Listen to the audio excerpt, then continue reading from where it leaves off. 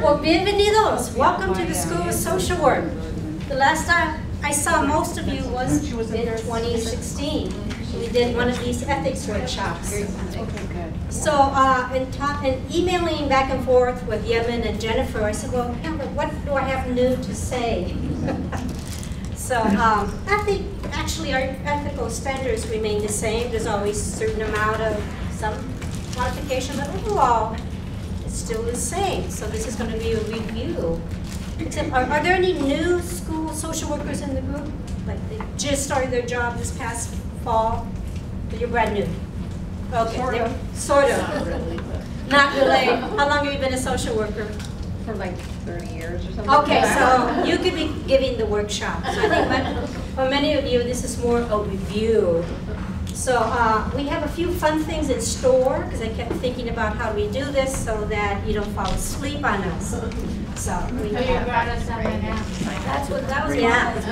There it is. So as a supervisor, if you're taking my supervision workshop, what does M&M stands for? The letters M and M. What does it stand for? Or even if you didn't take my workshop, what do you think it would stand for in this context of supervision? Mentor and monitor. That's what you do as supervisors, right? You mentor, and you also monitor quality of practice. Thank you to whoever brought the M&Ms. Someone thought I was talking about S&M, but no. Okay. The other thing is that I was doing this workshop on the condition that somebody would volunteer to be field instructors. And I see a few, we have an active field instructor in Pueblo. Raise your hand. Yay! Bravo! Yay! Craig Wonderleg. Joya! Joya! Some over here. Who's over here? Okay, where are you? Dana, Lineweaver and Saguaro. That's right. Yay! So our TSD is really coming through. But Jan, you've been a field instructor. Wasn't that last year? Yep. In Yemen? Mm-hmm. You were a field instructor? Last year, right. Last year, and who else? And what else? Parent. That's right. It's been a couple of years. And that's a great placement. Not that the others aren't, but it's just different. And it's great. So, many of you know that I'm retiring from the School of Social Work. So it's your opportunity to step up and be a field instructor. There will be a transition in January. Hopefully we'll have a new person on board in February. So I'd like to be able to hand her a list, or him, a list of potential field instructors. So I'm going to pass around this list and you can sign up. It's a great joy being a field instructor. So that actually there's 3 of us conducting this workshop. We also have a student with us from Pueblo, Diane. Thank you for allowing her to be here. Future school social worker, I hope. Okay, so social work ethics and professional self-care. So this year is taking 3 of us to do this. That's because I'm near retirement and getting a little old in the So me, Nancy Forrest Kay, who's a former school social worker and is a field instructor and had field liaison with us here at the School of Social Work. And she'll say more about herself as we go on. And then Kelly Patrick is a social worker at the VA, and she does a lot around self-care. Okay. And you're getting your 3 credit hours workshop. The certificates, I guess, are given out towards the end of the workshop. And so, Nancy? So we are here, we are all learners, and you guys are the experts on practicing school social work. Understand we are here to respect for each other, participate in small group work, respect confidentiality and sensitivity of cases discussed. I think that we have a couple of things planned, as Josefina said, and I think it's so interesting to be a school social worker where it's an institution of learning, and now Yeah, can you speak up just a little bit? It's hard to hear. Sure. Okay. And now I'm a soft speaker. And because some of our activities requires you to be in a team, and because of the way this room is set up, we'll just have the team be a table team. Okay, so everybody's like, some teams of 3, some teams of 3, teams of 4, and we'll have to, so you can be with this team. Okay, I hope you're okay with your teams. I guess you can switch now if you need to. I don't want to take it personal, right? Okay. Like the kids. We can mix Pueblo with Choya or T was D with Act 5.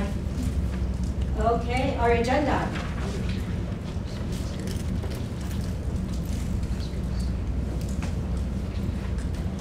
So, well, it's really divided in 3.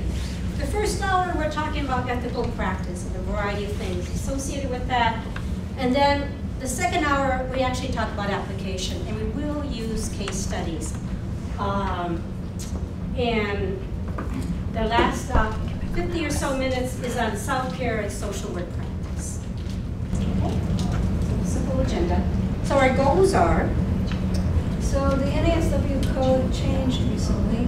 Most of it is language, but also has to do with social media. And so we'll be looking at that.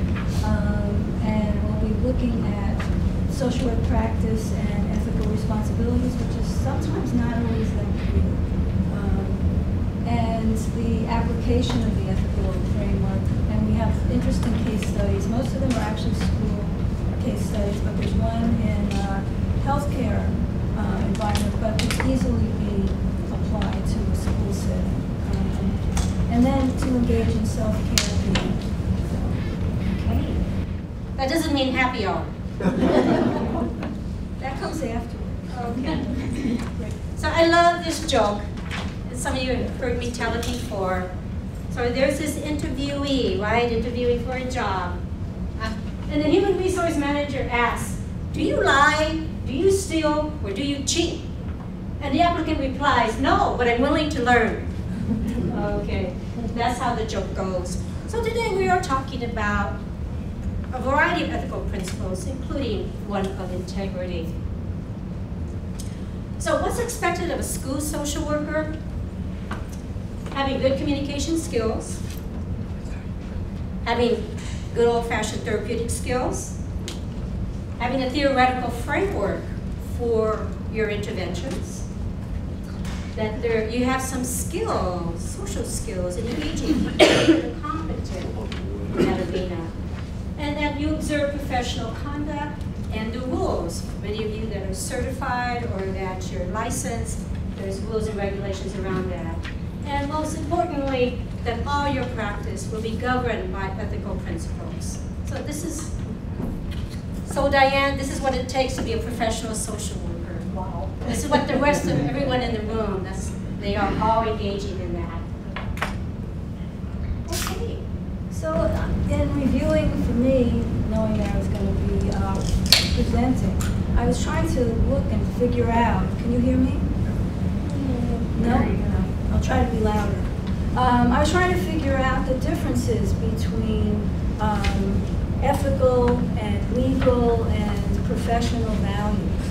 And I know that in social work in schools, which is where I spent my career before I moved to Tucson, school social work has a lot of gray area, like a lot of kinds of social work. Because you're in an educational institution, you are being hosted by the educational institution, and you are, I don't know how many social workers there are per school or per district, but often you have to work alone.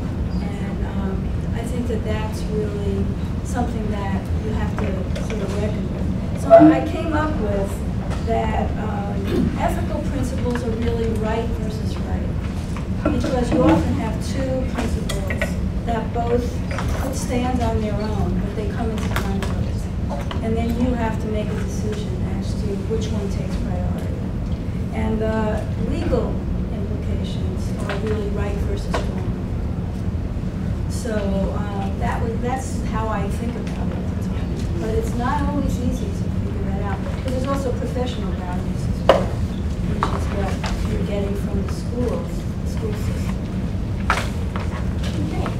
So if nothing else, we could reduce it down to the things that we work with is deciding is right versus right. Is this priority versus that priority? And there's multiple constituents. You have a school principal, you have a lead counselor or a lead social worker, you have a psychologist, you have a parent, you have a caseworker from a children's agency, and you all have the same thing in common. Let's do right for the child, but you're coming at it from different directions. And you can be in agreement, and sometimes you can be in disagreement. So it's working our way through. So you're right, it can be a great area with multiple sides or angles to it. And then right and versus wrong, that is, you lie, steal, and cheat. We don't do that, right? Right or wrong. So who defines our practice? Our schools, our agencies give us policies and procedures. So sometimes students would ask me, or maybe Diane could come and ask me something, and I will always say, well, I don't work at the agency, so you need to find out what is their policy and procedure. Here's the overarching social work ethical guidance, and then we have to look at the setting. And then when you're working with minors, we also have the law that talks to us about being mandated reporters, and also technical things of when do you release records, and you know, who's the custodial parent. It all gets very complicated. So here's our code of ethics that guides us, and as Nancy mentioned, it was revised in 2017. It basically expanded to include social media, and they're very common sense things. Like again, I put a post how you feel about the principal on Facebook, right? And then the other, of course, is the, how many of you are LCSWs or LMSWs? Almost everyone. So there's 47 rules of conduct, and I know you all have it memorized.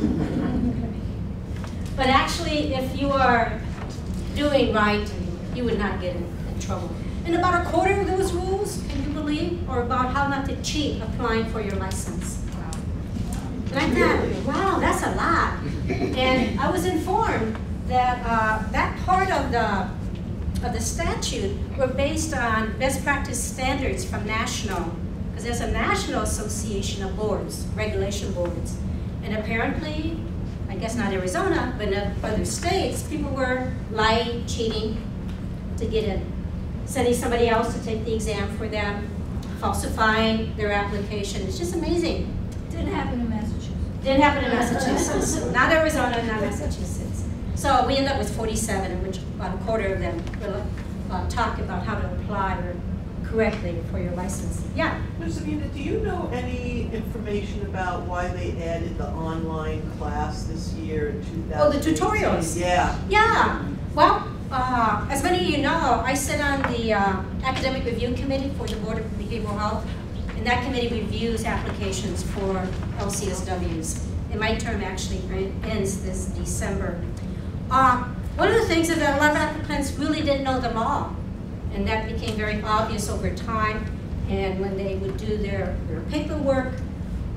So I guess because we've had certification since the late 1980s, and then we had the law since, what, 2004, you know, the LCS, the actual license. It just seemed like so many people were uninformed.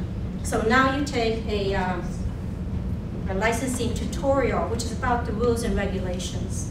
And I just took, because my license was due November 30th. Me too. I had to take it, so I think on November 22nd, went to the lesson. That's what I did. And you know, about a third of that tutorial was about ethics. Yes.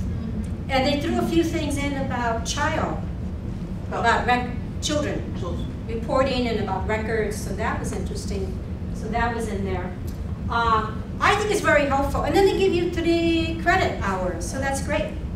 So you pay $25 to get 3 CEUs, and it really helps you stay out of trouble, to know, so you're informed.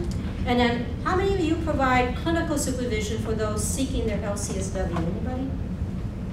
If you are one of, no one here, but if you are, there's also a tutorial for those who are going to be supervisors. And for that, you get 3 credit hours. So in a way, it's kind of like a pain, oh, good grief, I got to do this. But it took me about an hour and a half. I'm a slow reader to do the tutorial. But I actually found it very, very useful, very helpful, because as much as I've read that law and I've done workshops, supervision workshops, there's always something new that you kind of overlooked. So having that tutorial I found helpful. Okay, so these are the 3 areas that govern our lives as social workers. And so there's our code, what it looks like. All of you, did you look at the PowerPoint? Yeah. Okay. I'm skipping over the next slides, but you will have them. And I wanted you to have the handout because we are going to play Jeopardy. Yay. And you know how Jeopardy works? You have an answer, you're given the answer, and then you have to know the question. So the handout gives you a few suggested information. So all the tables are going to function as teams. So let me get the PowerPoint up that has Jeopardy on it. Ready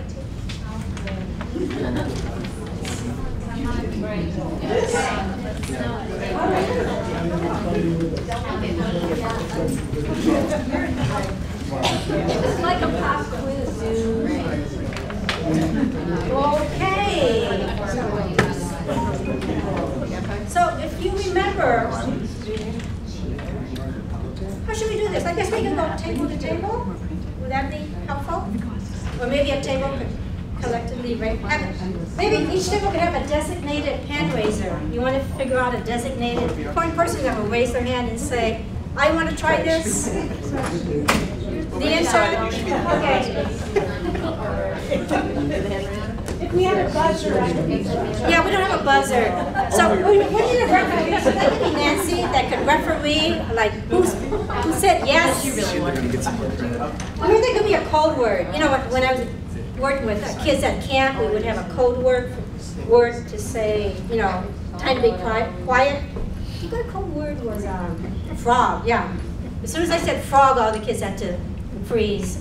So maybe this would be a code word to say you're ready to answer the question. Want to throw out a code word? Huh? Well, frogs in our brain. Let's just go with Frog. Okay, you can say frog. Okay. Un sapo. Sapo. Un sapo. You know, there's a song in Spanish. Sapio verde. That's a play on Happy Birthday. Okay, so we have the code of ethics, areas of responsibility, and we know that the code is broken up with, there's values, there's areas of responsibility, who are you responsible to, who's the constituent, and then there's the principles or the standards. Okay, so this column, and I have to tell you, this is probably the hardest column. At least I don't always think about these areas of responsibilities or the constituents. The other area I think will be a little easier. What are the core values? And then the general questions about values. Then you all would know what are the different roles that social workers have. And then we have a bunch of potpourri or miscellaneous things that hopefully would be kind of fun. So, which table wants to go first? We'll go first. She raised her hand back there. So when you raise your hand, you got to say frog. Frog. Ah! Okay. I'll take miscellaneous for 4 points. Miscellaneous for 4 points. All right. You identify the problem, potential issues involved, review relevant standards, codes, know applicable laws, regulations, obtain consultation, consider possible and probable courses of action, enumerate consequences of various decisions, decide course of action. And the question would be, table back there. What's the question? If this is the answer, then with that table back there. I know. Check with your colleagues. How to decide. Those are the steps that you Say it out loud.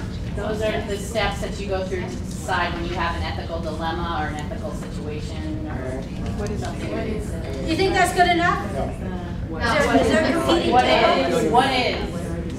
What are the steps when considering solving an ethical dilemma? Okay. Sounds good.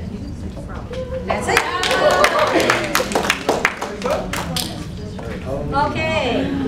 So back there. So let's go back to. Is there another you guys want to go? Okay. Values for 4 points. All right. You keeping score? Informed consent, confidentiality, discharge planning, utilization review, boundaries.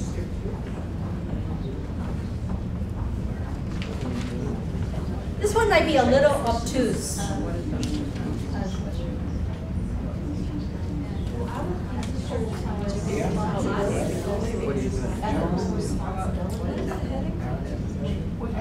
What's under values? Okay. So what is it? Well, let me say this another way, just give you a hint. These things, what are they all together, what do they represent? Informed consent or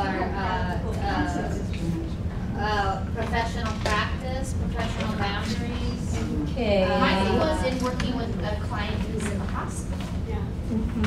Those are the discharge. That's not quite it. What are Yeah. Jan? What are the primary elements you should find in documentation? Not quite. What is HIPAA? Darn. No. Okay, this was a little bit obtuse. We get 3 points. What are common elements of practice when ethical dilemmas occur? Okay. Those are the top elements of practice when people are most commonly sued. I got this from the National Association of Social Workers. People, the insurance who gets liability insurance. We did say ethical, they said professional practice. When ethical dilemmas occur, that was the We have. okay. So these are the most. Those were the most common things that you encounter dilemmas, and that you can be sued for. Yeah. Should we give them a point? No. Yeah. Okay, so we're gonna get half a point. Okay. Yeah, it was a little tough. We don't want to cheat. Unless the winner we're advocating for ourselves. So again, these are the most common areas that you're going to find ethical dilemmas and possibly can be sued over. Okay. Next, is there another table? Let's try Pueblo up here. Pueblo, what role do you want to be in? Core values, 4 points.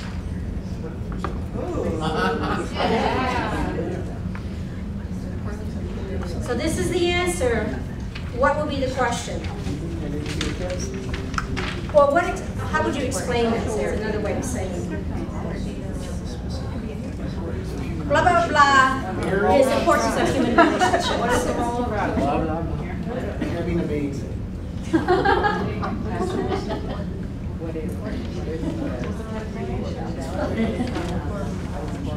This is core values, right? So what core?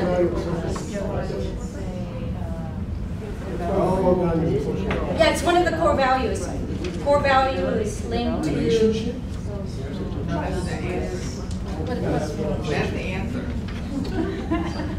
Well, let me show it to you so you can see the pattern. Oops. Core values. Oh, so okay, importance of human relationships, that's the answer. Oh, rats. Which core value is linked to the principle that a social worker is to recognize the central importance of relationships? Okay. So let me just give you a tip. Seeing the stem of this sentence, the responses of the questions are always going to be which core value is linked to the principle of. Okay, so for the other three that you're going to guess, you can begin your question that way. So what will help us get started on that? How about the table, Bonnie and Craig and...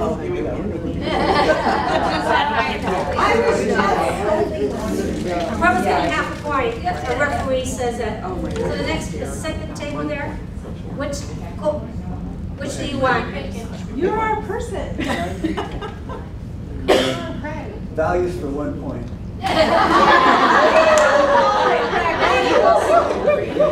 I'm an So if the answer is values, the question must be some kind of asking you like a definition question.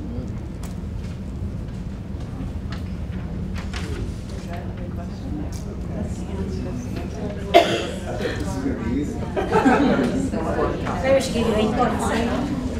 What is an extremely important consideration for school social workers who are applying for their license?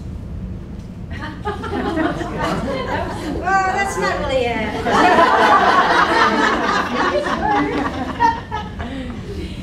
Anybody else want to take a crack at it? Yeah. What is knowing your client's values? No. What it outlines the code of that. What core value is linked to? Wait, I'm sorry. Here, think of what's the definition of values? Think of that Core as being. beliefs. Huh? Core beliefs. Core beliefs, personal beliefs, cultural beliefs, what? Okay, you're getting close. What do we call important priorities that guide the way we behave, communicate, and interact with others? So our values are our cultural priorities, right? Our social priorities, our religious, whatever your values are coming from. All we're trying to say when we say value or values is this is a priority. The most important thing is that we get out of this class today at 4 o'clock. It doesn't matter if the building's falling down, the priorities we're getting out at 4, right? So it's like, so when we say values, our priority are our children. But it's also about the values that you bring to the relationship. And you have to be aware of your own values and how it intersects with the people you're working with. Right. So remember, you have personal values and professional values, which sometimes are aligned and sometimes can be in conflict. So how's it different than the guiding principles? Which guiding principles are you talking about? The guiding principles, the therapeutic relationships, the guiding principles. So we just want to say, okay, here's our value. We have one value of integrity. That's our value. Okay, then the guiding principle, actually, another way of saying guiding principle is a standard. Here's our standard in interactions with clients, that we demonstrate integrity, that we demonstrate competence. So, you build a whole practice standard, and it's kind of like a how-to, but it's based on the value of we are going to be competent, we're going to demonstrate integrity. The way that we roll that out is this standard, or the guiding principle. I think sometimes we use guiding principle and standard kind of interchangeably. So if your principle, we're going to make lots of money, your standard would be greed. Greed. Be another field. Okay. Should we just go down the road, next table? Frog, okay. Somebody else volunteered. Sure. Social work, okay, how many points? 2. The answer is activist, so think of the definition and put that in a question. What is an advocate? What is one of the roles of a social worker? Yeah. And when they're doing, in that role, what are they doing? Advocacy. Community outreach. Social justice. And what role does a social worker perform when taking action to draw attention to an issue or to affect change? So you're an activist. So should we give them a point? Yes. Okay, you get a point. 2 points. 2 points. No, that was one. It was 2 points because it's black. Okay, last table, Jan's table. Okay, NASW code for 4 points. No way, she's not at our table.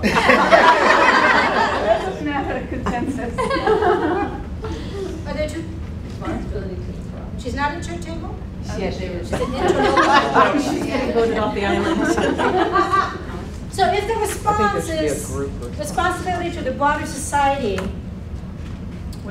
the question is turned into a definition, right, of that. So what area is linked, what area of responsibility is linked to that would describe this? What is a mandated reporter? No. Oh, but that could be an outcome of observing that. Anything else? Broaden out what she said back there. Right here. So what is social policy? What is ethics? No. What is social justice? That's a core value, but it doesn't quite refer to that. Back here. No? What is What is the utilizing our legal Okay, let me show it to you. It is a little tricky. What area of responsibility relates to social welfare, public emergencies, social and political action? So, it's just an area of practice, okay? So within that, so say for example, during Hurricane, I remember Hurricane Katrina, remember? And the social workers of this community, they ethically responded to that public emergency. They came out of they weren't in their job, they weren't in their church, they just as individuals. I remember I was in Chicago, and I get a phone call saying, we're organizing social workers because we're going to open up the Tucson Convention Center, and they need people to go down there and help. So what were those social workers doing? Their ethical responsibility to the broader society, they were responding to a public emergency. Okay? Or to be engaged in social or political action. Our code of ethics says, don't sit on the couch, get out there and vote, right? So.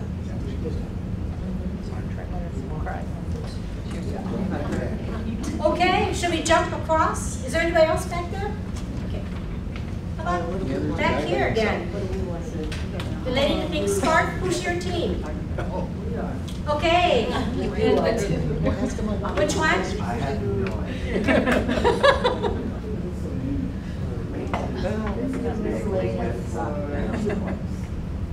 Miscellaneous for 2 points, is that what you said?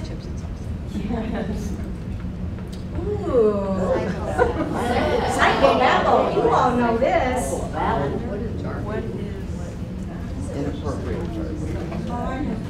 Now today we're experiencing some kind of transference to, no. So what's psychobabble? Not meeting the client where they're at. What is not meeting the client? We didn't get our turn. By using psychobabble? We're asking, what's the definition of, how would you define psychobabble? Put it into a question. It could be that, not meeting the client. What is it saying, like terms like? Yeah, there you go. You're getting it, that's it.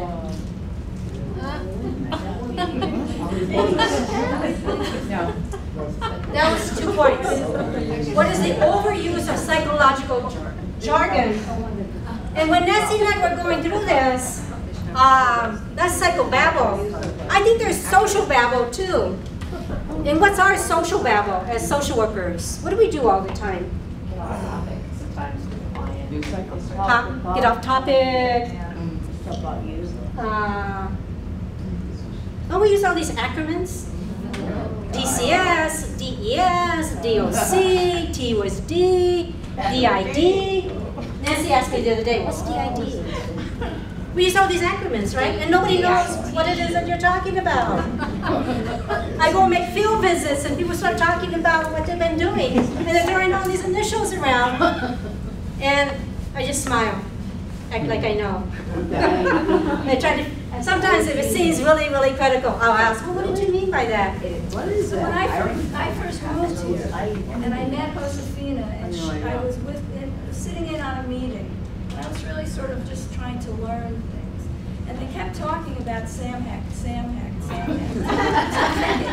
Who the hell is Sam Heck? I actually Googled S-A-M, capital H-E-C-T.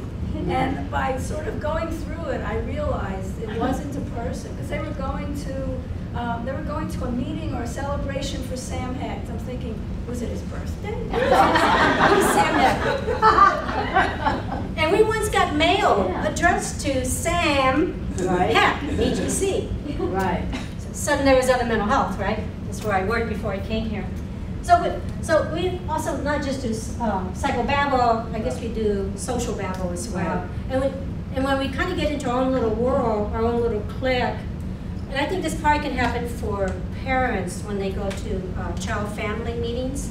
Yeah. And the professionals, you got the $1 million staffing, and we're throwing that around. And then when you have cross-cultural issues, bilingualism, and you have euphemisms thrown in too, you're really lost. You know, because it all, I mean, I don't know how many things, you don't know until you learn that. You know, when I first started my job, I was working for a psychologist who was really into psychobabble, and he thought he was superior to social workers. But, so he calls me into his office and said, I have an assignment for you. And he starts talking about kids have ODD, OCD, ADD, he keeps going on with his initials. And finally he says something like CCD.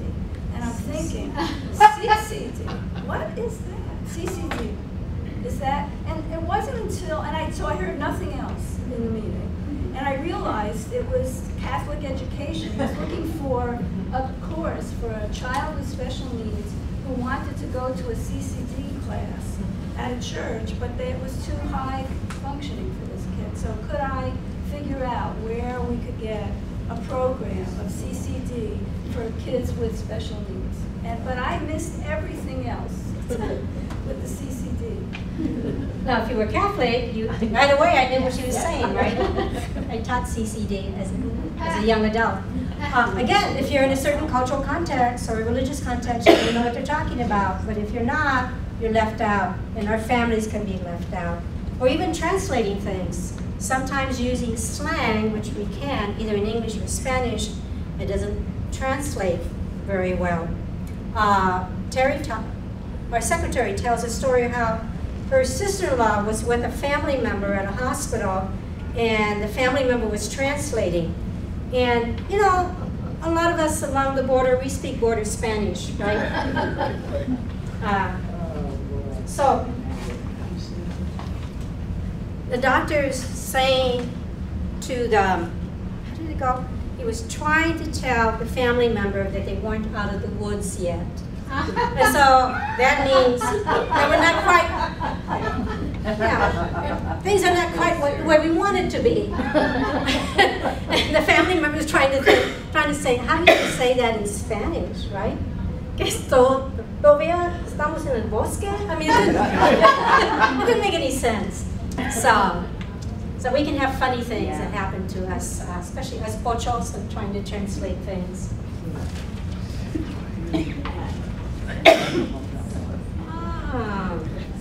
Okay, so we're up to the next table.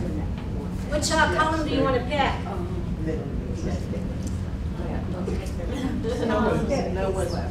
Miscellaneous? Okay. 2 points? 3 points. This is easy. Yes, this table's leading. This is easy. 30. I know it. Do I hear 40? I hear 20.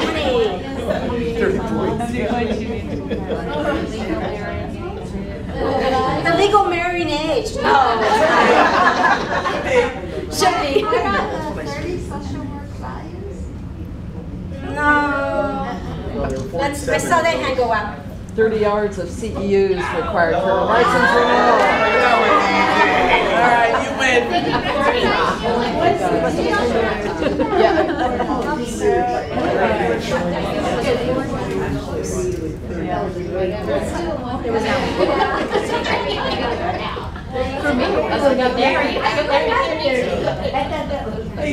How many CEU hours are required for renewing licensure? Yeah. You said that, Bonnie? Well, I think better wait till the answer is first. Okay. So 30 hours. But now we know that in the 30 hours, you're going to do a tutorial, automatic 3 hours. If you're a supervisor, another 3 hours. Cultural competency or multiculturalism, 3 hours, and ethics, like today, 3 hours. There's 12. So what? Boom, right there. And then all the others are going to be related to your practice as social work, school social workers. Oh.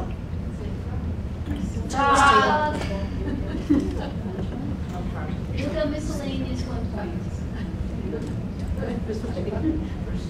Exhaustion, fatigue, irritability, anxiety, defensiveness, forward, performance withdrawal, utilization, dehumanizing.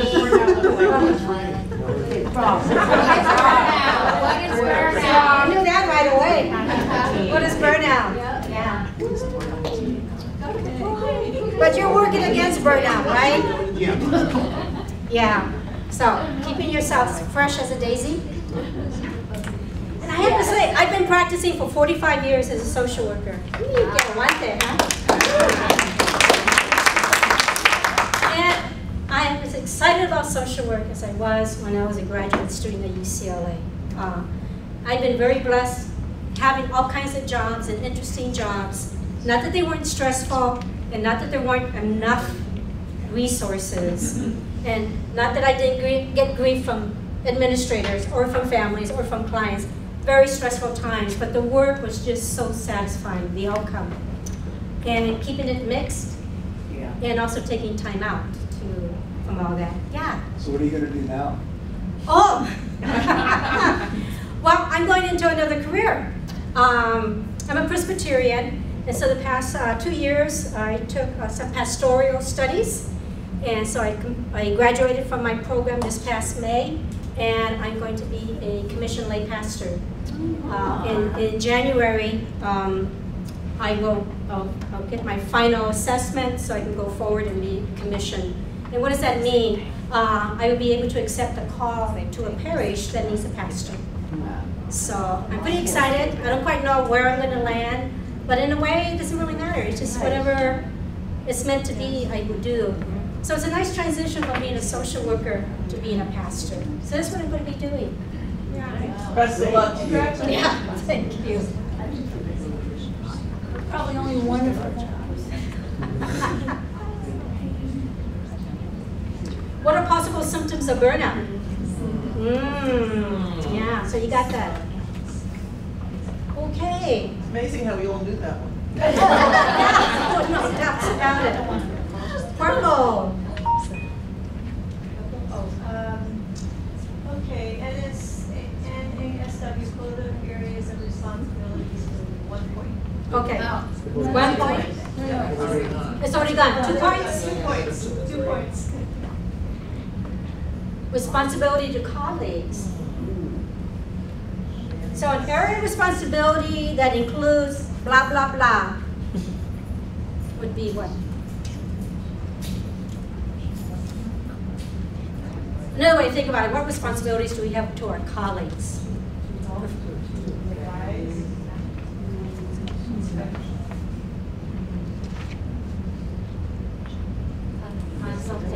Consultation is part of that. Coordinate care.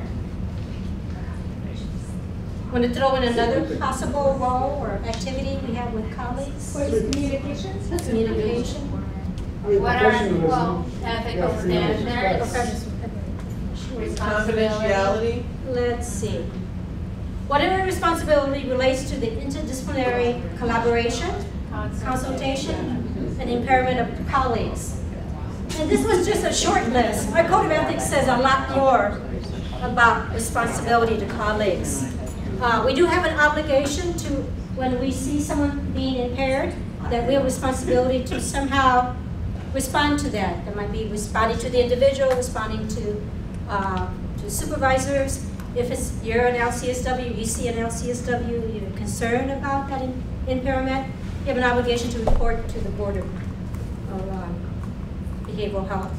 It's a very uncomfortable thing to do, but if we think about our obligation to the broader society or obligation to clients, having someone who is impaired because of drugs, alcohol. Another area that I didn't have up there, sexual harassment. And we now have the Me Too movement going on.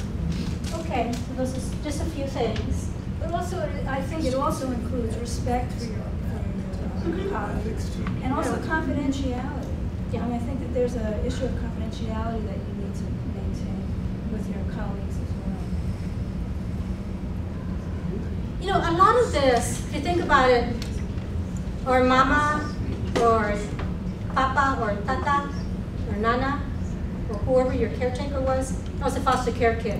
So whoever your foster care mom was, or dad, we learned at a very young age about respect, right?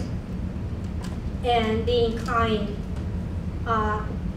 It doesn't really change that much. We get a lot of sophisticated language around this, but it comes back to being respectful with others, being kind with others. Okay, we still have a few left here. Which table just finished? So behind you. Over there. Core values for 3 points. Dignity and worth of the person. What are core values of social workers? Well, this is one of the core values. So what, if you were to define this, what would you be saying? Respect. Treating all clients with equity and respect and sensitivity. Okay. Yeah, you're pretty close. Yeah. That's it. Being respectful. Thank you. Yeah, she gets 3 points. Good job. So you respect, and I think that's the key word, the inherent dignity and worth of the individual. Pretty key, because right now our country has become so polarized, and we're so segmented, that there are groups that look at other groups as being subhuman, no longer seeing the inherent dignity or the worth of the individual. Unfortunately, we've seen and hearing a lot of that. So as a social work profession, that's a key core value for us. Yeah. I mean, this kind of reminds me, I worked with a kid who makes racist comments from Mexicans. Yeah. Yeah. So my job is to treat him with worthy and respect that he merits, right? But at the same time, guide him to another place where he's thinking of more embracing and inclusive, you know? But he's at a school that's 89% Hispanic, Caucasian, who gets in trouble, gets beat up because he takes his mouth shut. Yeah. And so that's a Yeah, it's a good example. And he needs that role model of what it means to be respectful and caring. And I'm sure when he's going to get upset, he's going to throw something at me. Mm-hmm. You know, so that's why I have to kind of you be aware of that, be that it's more of a disability that he has versus, you know, a person that really has it probably hears that at home. Yeah. But we see that at, you know, the elementary level, it starts, you know, it's an easy way to agitate someone, is to disrespect their culture or who they are, you know, and it's an agitator at the core, you know, is to put someone down for who they are. Yeah. So. It's probably a pretty lonely person, a kid who does that.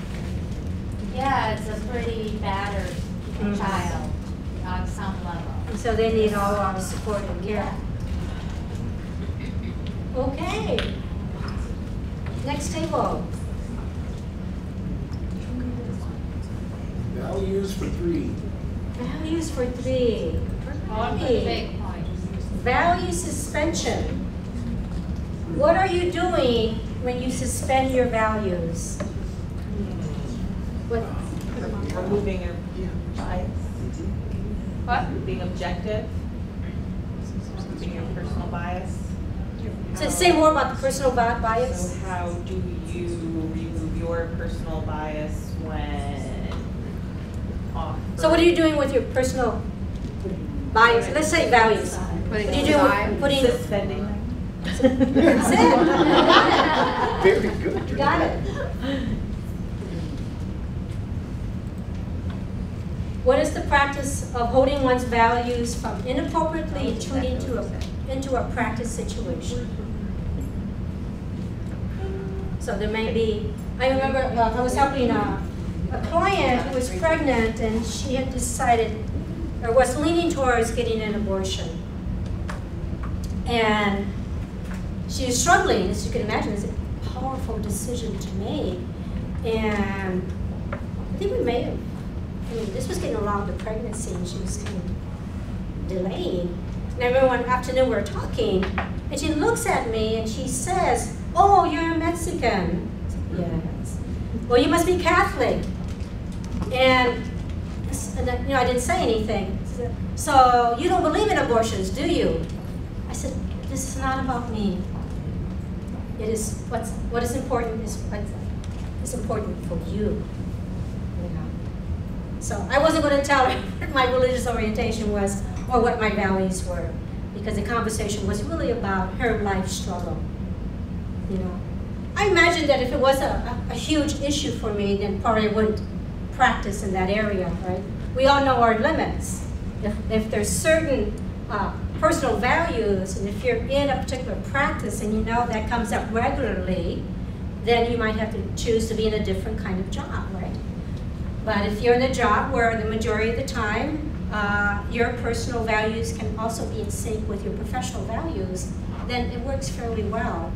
I think it'd be very hard to be tortured every day, struggling, constantly between a conflict of your personal and professional values. It does happen on occasion. It does. I was sharing with Nancy. We had a client. This was one of my case management teams.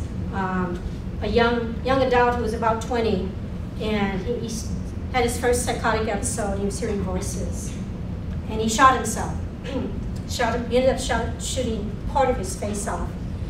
And we didn't know if he was trying to shoot the voices or was it an actual suicide attempt, that he just could not stand what he's experiencing. So he was hospitalized. He was not our client at the time of this episode. It was during his hospitalization that referral was made. And so we took him on as a client. And at one point, the medical staff said, "Client so-and-so is now ready for discharge." And we had assessed him, and we had a lot of concern about his mental stability and his readiness to go home. And so we refused to engage in the discharge planning. The hospital staff got very upset. We pushed back. My administrator got upset that I and the team were refusing to support a discharge plan. There was a real clash. It wasn't so much professional values, though I have to admit professional values, but there also was a very strong professional value that we had done an assessment. We were concerned about the young man's mental stability to actually move back to his home environment after such a horrendous experience. And we also still didn't quite understand why he had done what he had done. So there are times you have those clashes, right? I was going to ask, when I was school social worker in Massachusetts, I worked with special ed kids. I was on their IEPs, and I actually was itinerant. I had to go to several schools and run certain programs. And because these kids were brought into small classrooms and had special teachers and a lot of support, they often did better. But then their school system would come in and have an IEP meeting with us and say, "Okay, he's doing fine now, let's bring him back to our school." And it was not a constant, but often we had to say, he's doing better because he's getting a lot of support and he's not ready to go back yet. So they're thinking money and we're thinking the best interest of the child. And sometimes I didn't win. They would just take the kid and bring him back, and sometimes they bounced back again. But in that day, I don't know how it goes now, but at that time, transportation for special needs kids cost almost as much as the education itself. So the school systems were trying to do anything they could to sort of maintain their kids in their district so they wouldn't have to send them out to special schools. So there you go with values as to. Well, that's what's happening with the self-contained issues and disbanding of groups of, some children can cope who have autism very well in the general ed. Some children just cannot. Yeah.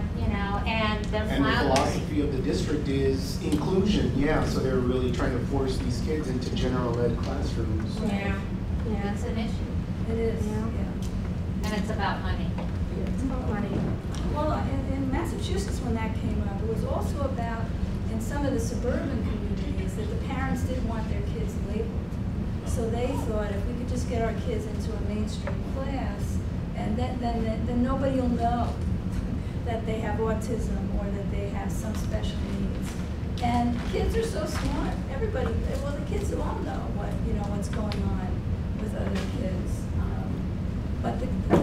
And so that can be a conflict also as to looking at what kind of program is better for an individual child.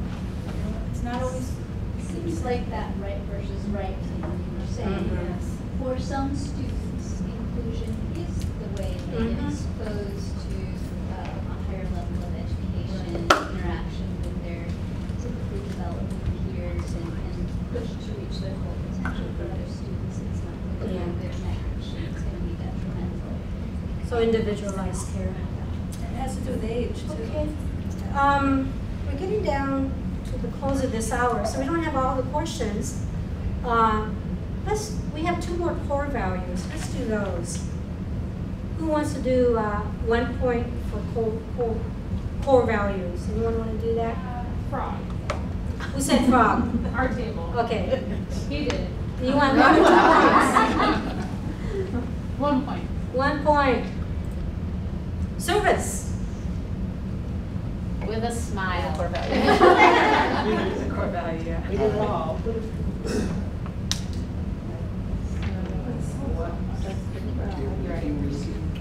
What is one of What is one of the core values? Yeah, what is, Social worker. which core value is linked to, how do you define service? Community engagement?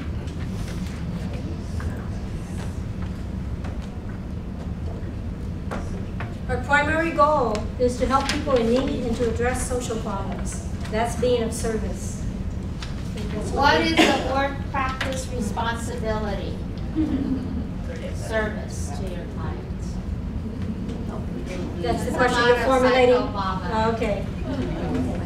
So one of our core values is to be of service, right? To address social needs, psychological needs, address social problems. That is what we are about. It's funny that we have to keep reminding ourselves because sometimes we're asked to do the opposite of that. Okay, one left for 2 points. Who wants to do that one? We'll take it, core values for 2 points. It's your turn to answer. Social justice.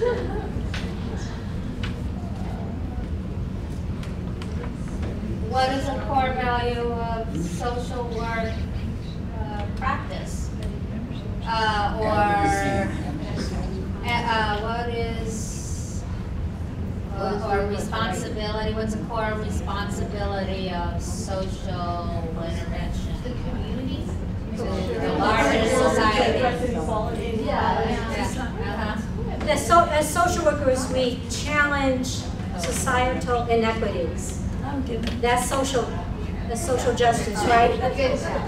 Because you were describing settings, but really the value is that an expectation of us as social workers that we address inequities. I'm just talking about that with a student the other day when I was saying, yeah, one of our roles as an advocate is addressing inequity or social justice, or addressing and identifying, but that's really unjust. Well, particularly to responses to children with IEPs. That would be in your context. So I'll quickly go through these others. Values, ethical dilemma.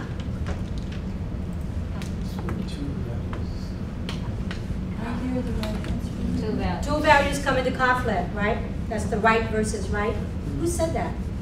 Craig. Okay, we get the point. So they get the point.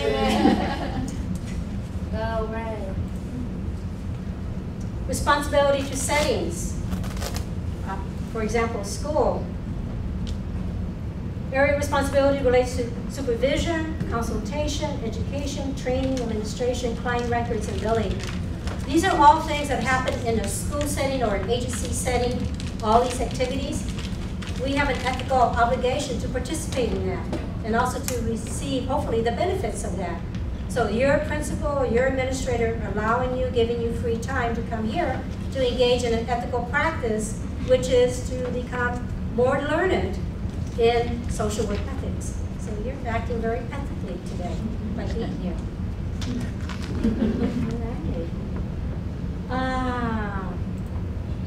Advocate.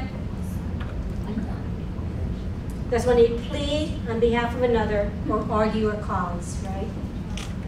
Students do that all the time in class. Always advocating, they want to change their grade. Case manager. Yeah, who said that?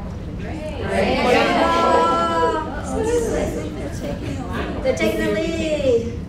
You get all the right now. Community organizer. Who assess our child Towards change at a macro level. I mean, most of you are micro or even meso. I don't know how much macro practice you do. You may, in terms of systemic changes or policy changes. Maybe some of you that have lead roles may participate in that. Okay. Well, time for a break, but who was our winning team? Ray. Ray. Just Ray.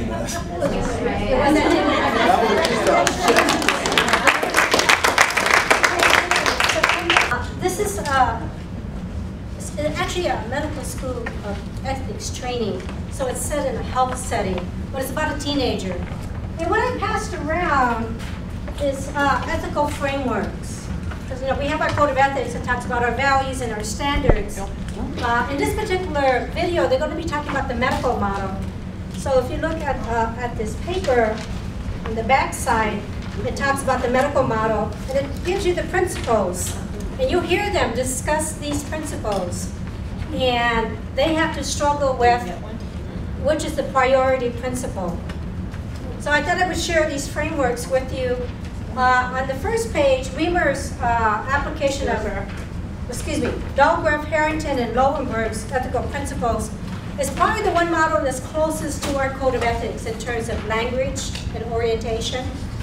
But just so that you would know what are the basic principles of the medical model, I thought I would share this with you. So let's go ahead and start the video.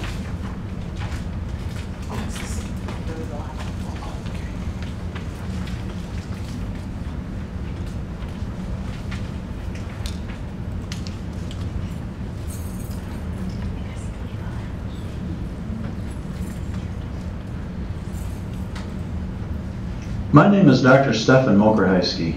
I'm a general pediatrician in a large pediatric clinic. I'm also one of the faculty for this campus-wide ethics course. Let me tell you about a case of mine. Some of the details have been changed to preserve confidentiality. I was seeing a new patient, JT, in my office for a routine sports physical. The family just transferred their care to my clinic during the last open enrollment. JT is a healthy 15-year-old. Our pediatric practice is very concerned about prevention, and we initiated a questionnaire to screen for adolescent risk factors. It's given to all our adolescent patients once a year. One of the questions is, have you ridden in a car with someone who has been drinking or using drugs? When I was about to enter the exam room, Deb, the nurse working with me that day, drew my attention to the fact that JT had answered that question, yes. During the course of my conversation with JT, he clarified his response, explaining that his dad has several DUI arrests and is on probation. The family car has a breathalyzer attachment, which prevents the car from starting if alcohol is detected on the breath. JT has his learner's permit and is learning to drive. By his report, he starts the car after breathing into the analyzer. Several times his dad has been drinking and has had JT start the car, and then the dad drives. Sometimes JT is in the car, never anyone else. JT was visibly upset relaying the story and asked me not to tell his mom, who had come with him and was in the waiting room. I'm Bernie Karshmer, professor at the School of Dental Medicine and faculty in the campus-wide ethics course.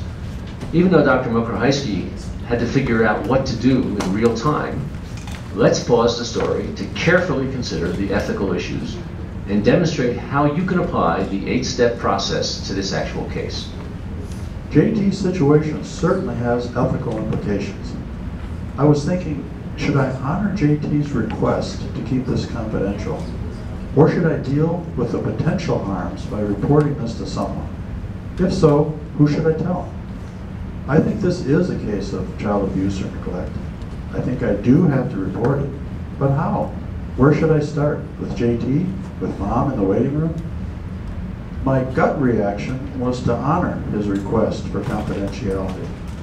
Talk to him about the potential harms and trust him not to do this again. But then I thought, this is my schedule talking. I don't really have time to get into this. But the more I thought about it, the more concerned I became. There could be real harms if this continued. How could I live with myself if they got into an accident? After all, isn't that why we initiated the questionnaire in the first place? To be proactive in dealing with risks. I think this is child abuse and neglect, but how should I go about reporting it? In every kind of careful decision-making, we should start with the facts, and particularly in ethical decision-making, when different parties can disagree about appropriate actions, sometimes the conflict can be resolved simply by clarifying the facts. What do we know from Dr. Mokrahysky's story? JT is a 15-year-old minor who depends on his parents to give consent for most types of care and to pay for the care. JT is healthy and is in the office for a routine sports physical. JT has told you that he sometimes blows into the breathalyzer to start the car when his dad has been drinking, and then his dad drives. His dad is on probation from the courts after several DUI arrests. JT's mom is in the waiting room, but JT has asked you not to tell her. What facts do I need to gather to help me analyze my obligations? What does our questionnaire say about confidentiality? Did JT and his family receive any information about the limits of confidentiality? Does JT have capacity to be making decisions about his health care? Does JT's mother already know about this, or is she suspicious? Why did JT include the information on the questionnaire? Does he want help? Is JT's father ever violent when he's drunk? Does JT feel that he, his mother, or sister are physically in danger from their father? How often does his father ask him to do this? Is his father getting treatment for his alcohol use? If so, where? Does his father have a caseworker that could help? Is there a child abuse neglect reporting requirement? There are two very real temptations when dealing with the facts. The first is to assume that you can't really analyze this case because all the facts are not known.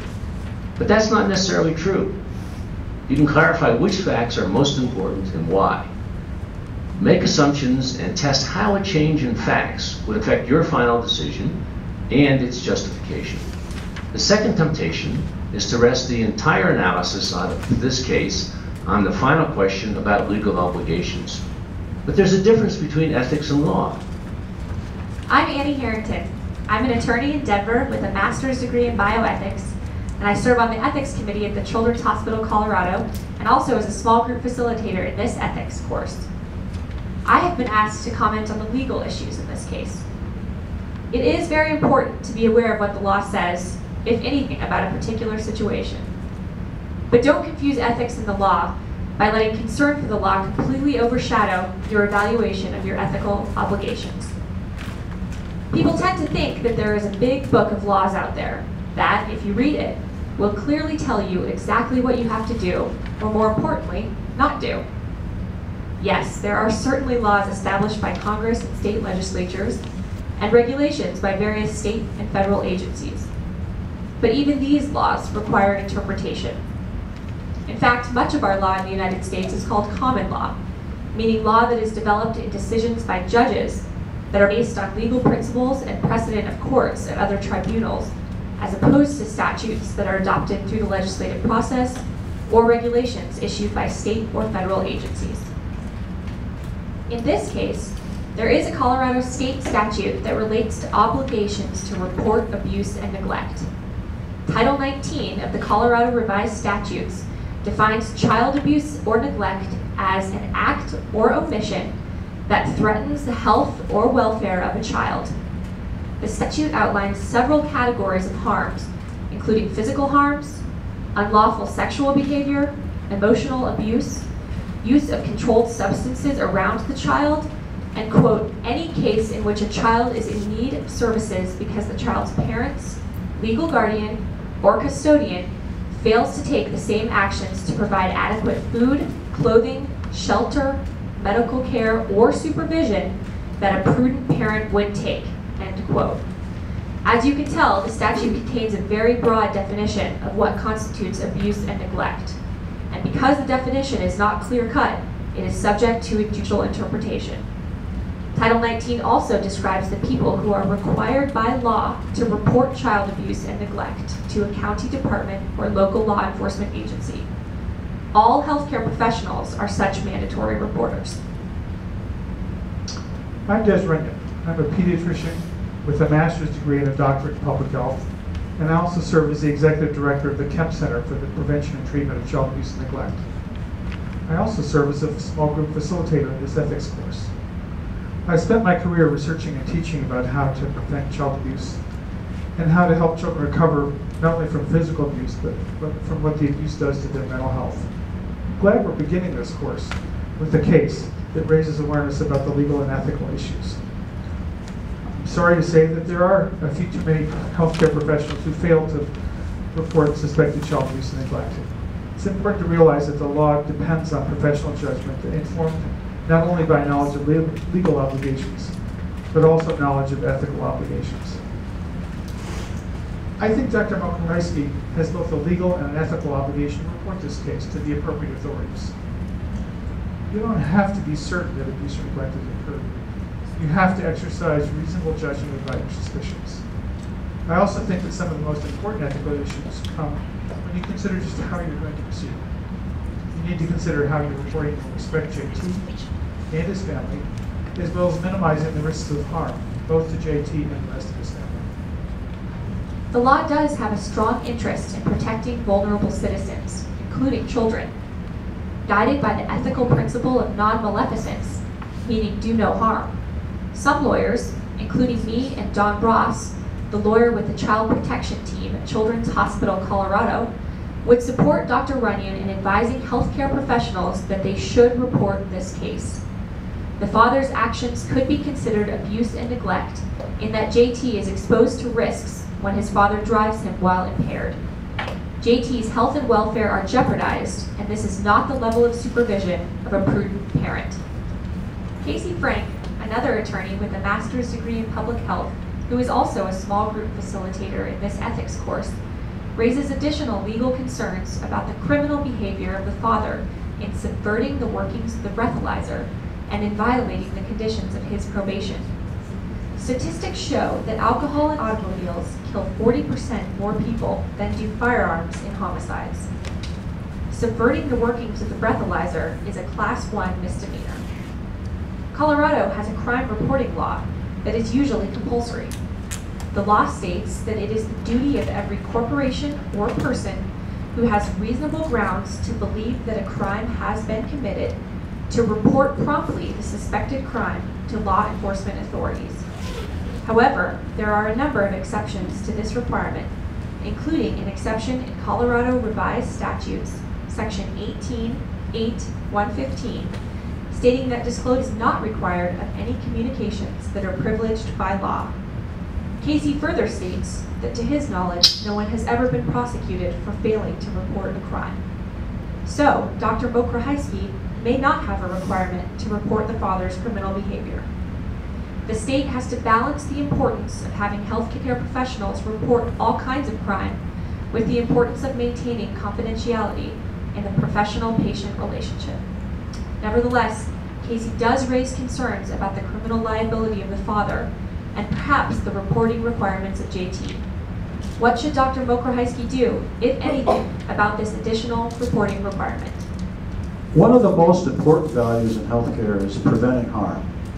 I have a duty to prevent the harms associated with underage drinking and driving, or riding in a car with a drunk driver.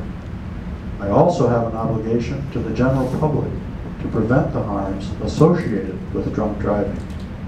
Does this duty of non-maleficence mean that I tell the truth to the parents as well as to the authorities? But I also have an obligation to respect my patients. To me, that means that I educate my patients and respect their judgments about their health. That way I can empower them to be actively involved. Respect also means that I keep their trust by keeping things confidential. If I couldn't treat my adolescent patients confidentially, they would never tell me important things that allow me to help them. And helping my patients, beneficence, is probably the single most important value to me as a physician. The heart of ethical analysis is the articulation of the values involved for each of the stakeholders. And these values don't necessarily have to be explicitly expressed by the individuals involved. They can be values belonging to the different health professionals as found in the codes of ethics, or values observed from the point of view of the person doing the analysis, or perhaps the values described in our readings. What are the values at stake in this case? I also have obligations to my colleagues to respect their concerns and values. From the look that Deb gave me, I know that she's concerned as well. I should discuss this with her, since she's an important member of the healthcare team and has information and ideas to help make the best decision for JT and his family. As a nurse, I have obligations to help my patients and keep them from harm if possible. I see too many of our adolescent patients end up with serious injuries or dead from risky behaviors like riding with drivers who are drunk or driving when they've been drinking. I feel strongly about preventing injuries, not just treating them when they happen. I was on the team that developed the adolescent screening tool that our clinic uses.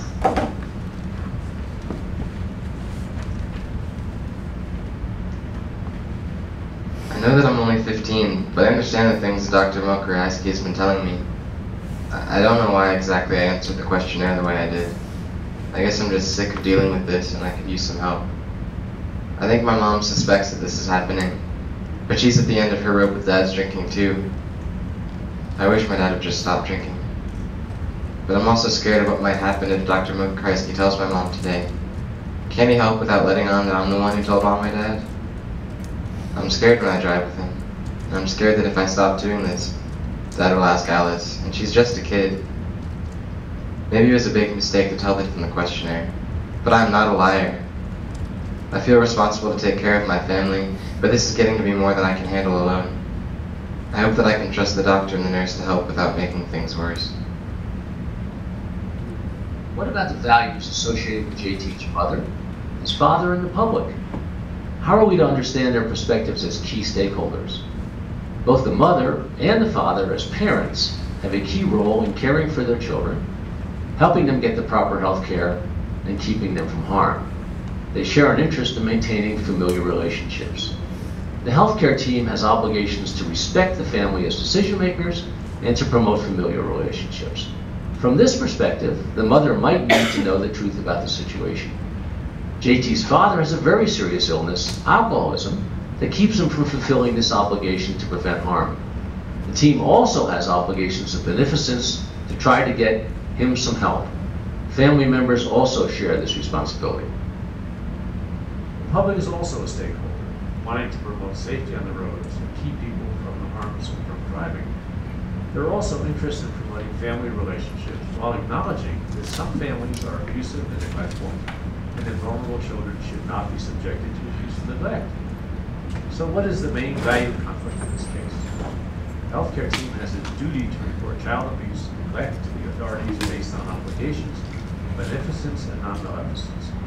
But they should do this in a way that maximizes respect for JT and encourages his trust and tries to reduce the risks of harm that he perceives. Step 5 is to consider what options are available. We are trying to find a plan that would respect JT, keep him from harm by addressing the drinking problem, maintain and nurture this family, and keep others from harm. We need to think creatively and thoroughly. There are levels of intervention based on timing, on the cooperation of JT and his mother, and on the team's obligation to report neglect and abuse.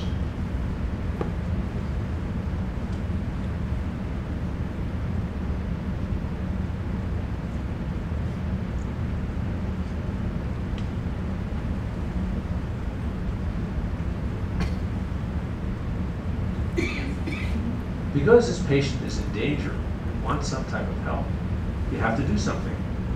Based on the expertise of the lawyers and Dr. Runyon, we think you have to report this case of child abuse and neglect. But how should you proceed? There are 5 choices. First, just call social services to report without telling anyone. Second, tell JT and his mother that you are going to report, and then report. Third, tell JT you are going to report, and not his mother, and then report. Fourth, tell his mother you are going to report and not JT, and then report. Fifth, tell JT, his mother, and his father, and then report. How could you justify your choice? Step 7 is the most important step, and probably the hardest. This is the step that benefits most from the dialogue among different healthcare professionals. The dialogue really mimics what happens in daily clinical life. You work with others on the team to brainstorm and solve not only clinical issues, but the ethical issues that arise in clinical decision making. We all agree that doing nothing is not appropriate. JT, his family, and others on the road are in harm's way. The values of non-maleficence, beneficence, and justice require some type of action. Even though respecting confidentiality is very important, it is not unqualified. If the harms are significant enough, we need to override our concerns for confidentiality to seek help. But how we override confidentiality is ethically important too. My first step is to discuss this with JT and try to get his cooperation to talk with his mother at this time. This is the most justifiable way to respect JT and also do something to get him some help. I agree that we should seek JT's input, but I believe that we need to act even without JT's cooperation. We should at least talk to his mom. It would be difficult to live with myself if something happened, and we knew and we could have tried to prevent it. Being proactive is the entire reason for the screen in the first place. We need to use this information. I think we agree that it's important to start with JT and let him know that we have to report and we have to include his mother. Then talk with JT and his mother together to discuss reporting. Some healthcare professionals even report in the presence of the family with their cooperation. This could improve trust if the family thinks that you are aligning with them. Depending on how the conversation goes with JT and his mother, it's probably unwise to insist on telling the father before reporting. I'm worried about what happened to this family. As pediatric practitioners, we have to be family-centered and help them get the resources that they need. I'm worried about the harms that follow from accusing them of abuse and neglect. We have to do this in a way that promotes their trust. This is going to be challenging, but I agree that's what we have to do. I also agree that we shouldn't involve the father in reporting. This healthcare team is in agreement that the principles of beneficence and non-maleficence require them to report. They also are in agreement that they will start with JT and his mother to try to get their cooperation to report. This is supported by the principle of respect. But even without their cooperation, they will report.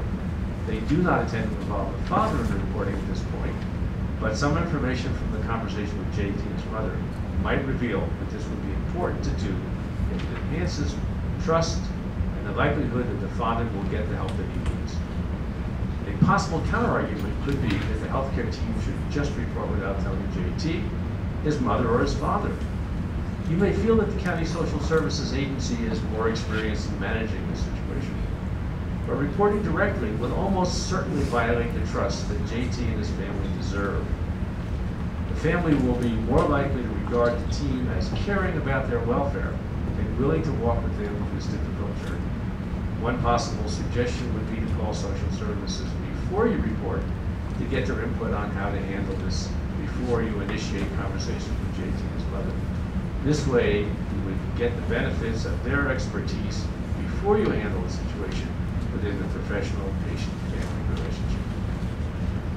In the spirit of being proactive, in step 8, we consider whether this ethical issue could have been prevented.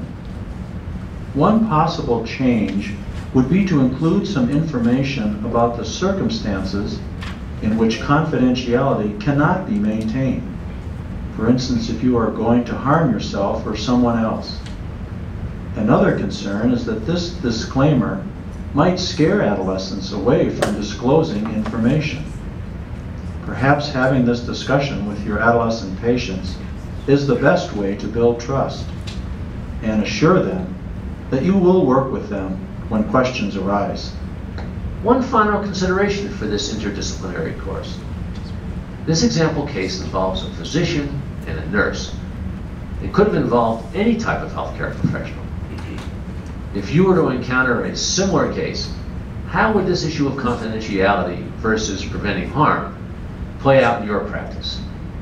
You could be told information by your patient who also asks you not to tell anyone else.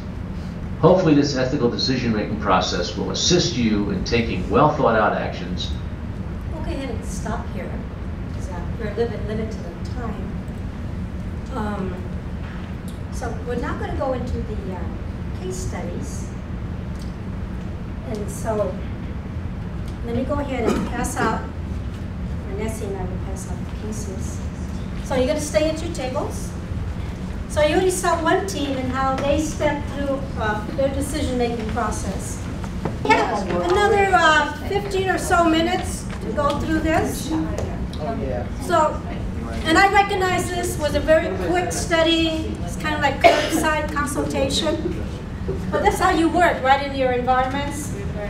But the video made it sound like they had all day to carefully consider the case. They had a lawyer on board. Okay, so now we're going to have reports from the tables. So which table would like to go first? Just okay.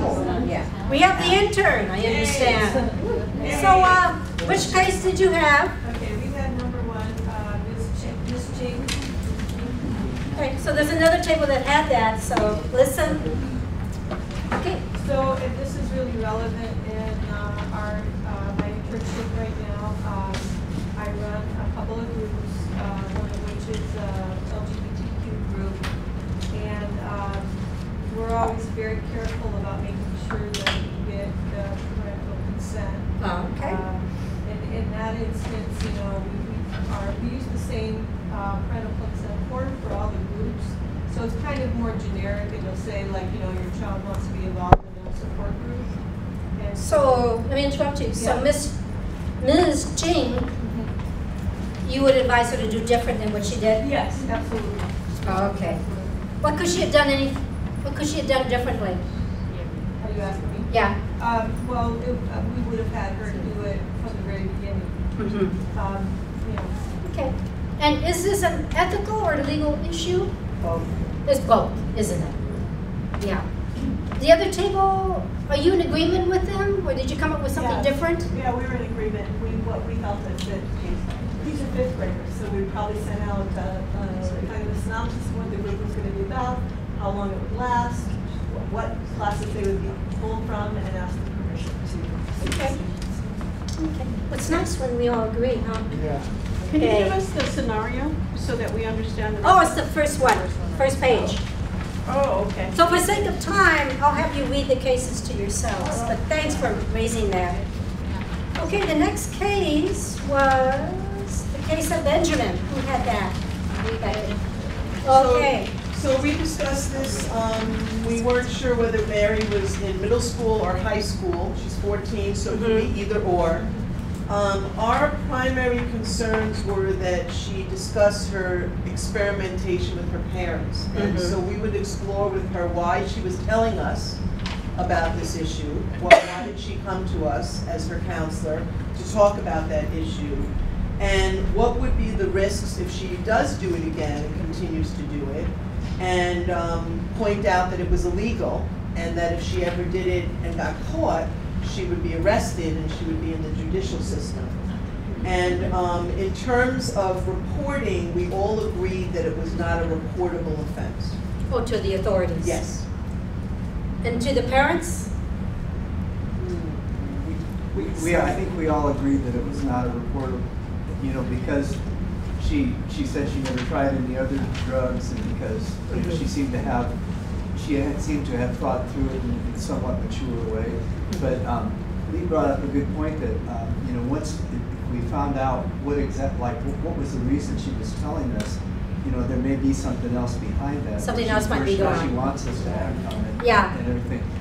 And that also it would be an opportunity to say, I don't have to report this right now, but let's make a contract where, you agree, to not do it again, or whatever we want to go into that, to kind of use that as a way to keep her from going further. So these are the high school social workers over here? My middle school. Your middle school? But we didn't know if she was in middle school or... Well, and the other thing is, yeah. if this had been something that had happened in school, or if she had shown up under the influence, we would different have story, to huh? Totally, yeah.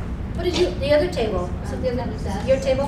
What did you come up? Similar or different? Some slightly different takes. One thing is we didn't feel like we had to report because it wasn't imminent harm. It had passed. There was no negative health consequences. She wasn't saying she was going to go do it again. So we didn't feel like we had to call the parents or take action because of that.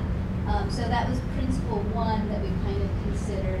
The principle of autonomy and freedom, as far as the client Mary has some self-determination about if she wants to share with a parent or not. We can talk it over and encourage it or see why she would or wouldn't, but that's a choice that she gets to make for herself. Then the principle of privacy and confidentiality, definitely comes in that we were talking about.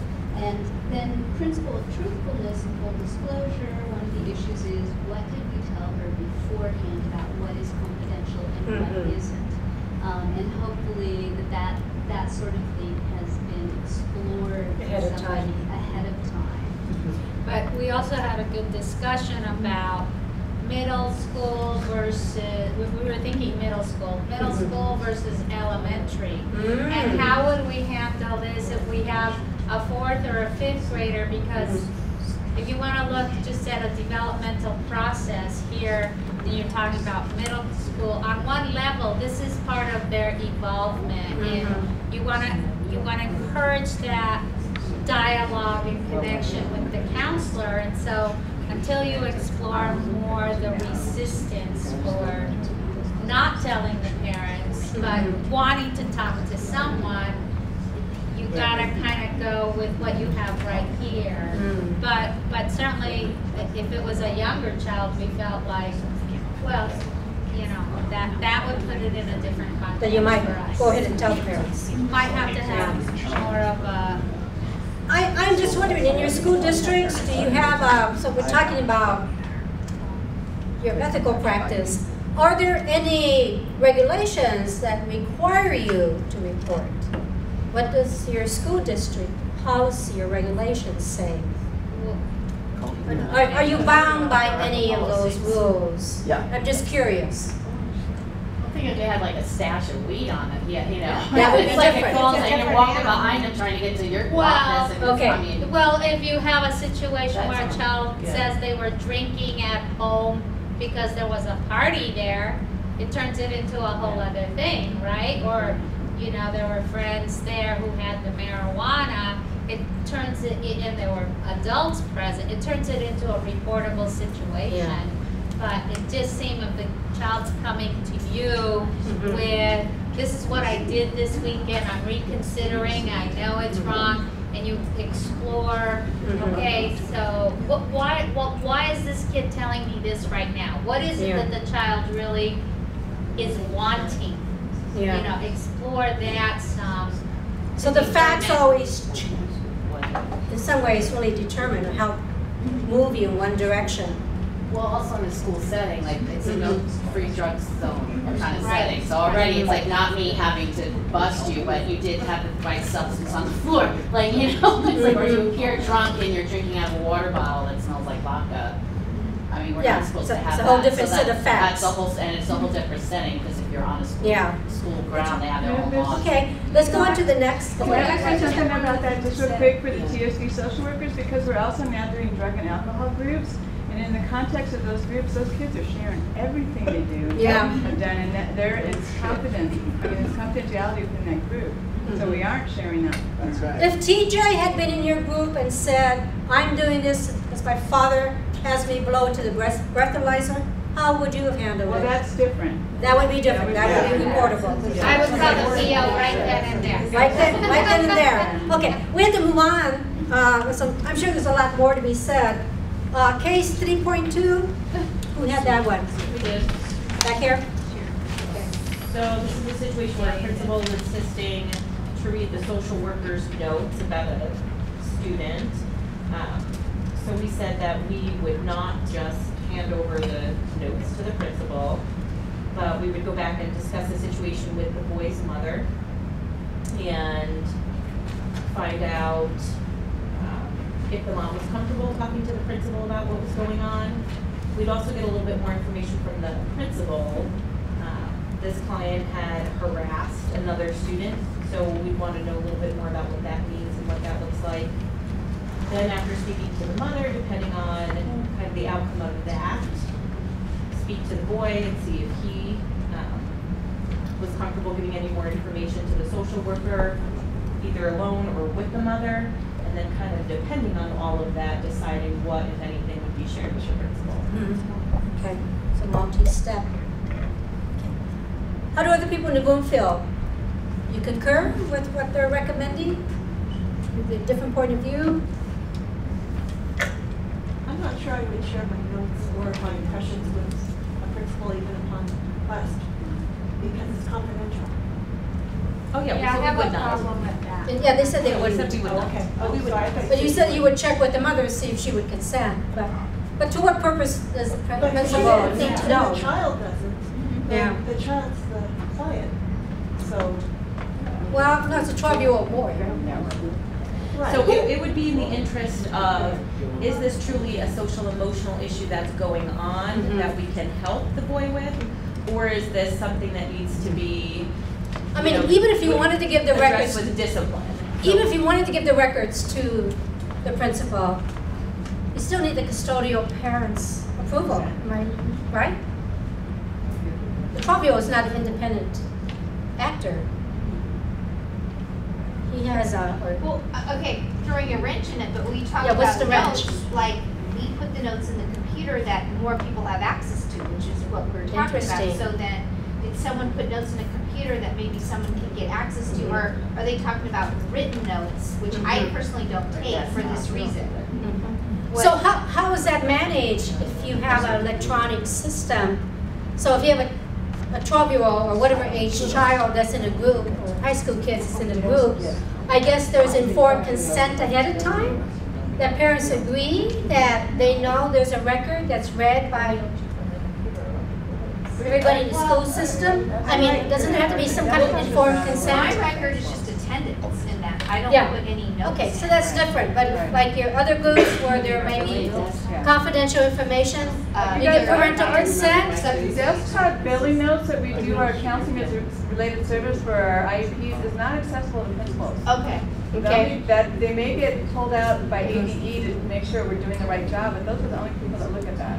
But if we're working with a gen ed kid, it goes into student conference. I told people not to put any notes. Don't go into And Yeah. Lee, I told you guys should be putting your notes in desktop for even the gen ed kids and just don't bill it. That way it's safe and confidential. Yeah. So however you do your notes, it sounds like it's a little complicated. I think the one thing to remember is the principle of informed consent that's signed by the parents, and also for the adolescents, for them to also know the limits of confidentiality. But if I were a parent, I'd be very concerned if I was not informed that records are disclosed to certain parties. I would want to know that ahead of time. But in this Yeah. case, it doesn't say how this child acts. No, I'm just saying in general. No, I know, but so if the principal was the one who referred to her and sort of had a vested interest in it as a stakeholder, and then came back and said, well, I just referred this kid and there's some issues, tell me what's going on. Yeah, because that seems like where the deal is in your rapport with the principal and your communication with the principal. Like, this could be a non-issue if you're able to just say, well, what is it that you really need to understand? You can avoid the notes, right? Yeah. I mean, that's where you build your relationships. It's like, it's not about the note. It's about what is going on that I can support you in assisting whoever needs to be assisted. So that's managing being in an interdisciplinary team. In this case, this is your keeping those boundaries, but keeping the relationship. Yeah. Okay. That's Can I good make a stuff. comment on that? Yeah. So in my first semester as a high school social worker, I had a very interesting case. I had a student that had her best friend living with her, and the girlfriend's mother was bipolar, and so they had taken this kid in. The mother was a reporter, and the father was an investigator for the prosecuting attorney's office and a retired policeman. The daughter's friend came to me with the daughter and told me that the father had written her a love letter and wanted to take her away with him and make her his lover. And the girlfriend of the father was an employee at my school and brought these two girls to me to my office. At which point, I had to contact both the mothers. The two girls were going away that weekend to San Diego with the child's mother, who the father was the father of that child. And she took them both away and got the clothes of the other girl and told the other parent. And the father got wind of this. As a policeman, he was very savvy. You know, this is a very small community. Yes. And even though you didn't give names, yes, people in the story could be identifiable. Okay. So I'm going to stop the story. Okay. Okay? So I'm going to stop the story, but what I'm going to say is, as a result of this, what happened was I found out that any record that you have on the campus is public record. And that parent had the right to ask for that public record. And the only parts that I was not legally obligated to offer was the parts that involved the other girl. So I was able to wipe that out. Yeah. The custodial parent has a right to have access to a record. Sometimes it gets complicated, and then sometimes you have to get advice from attorneys. But anyway, I wanted to stop the story because of confidentiality. So anyway, there are times as a social worker it's probably good to consult an attorney as to navigate those waters. Okay, let's go to the next case because we're running out of time. Not during my class. Who had that? That was us. Back here. So in general, it was about a school counselor who developed some groups at the principal's request, did a lot of work, and then the teachers kind of put the kibosh on them. The teachers didn't want their students to participate.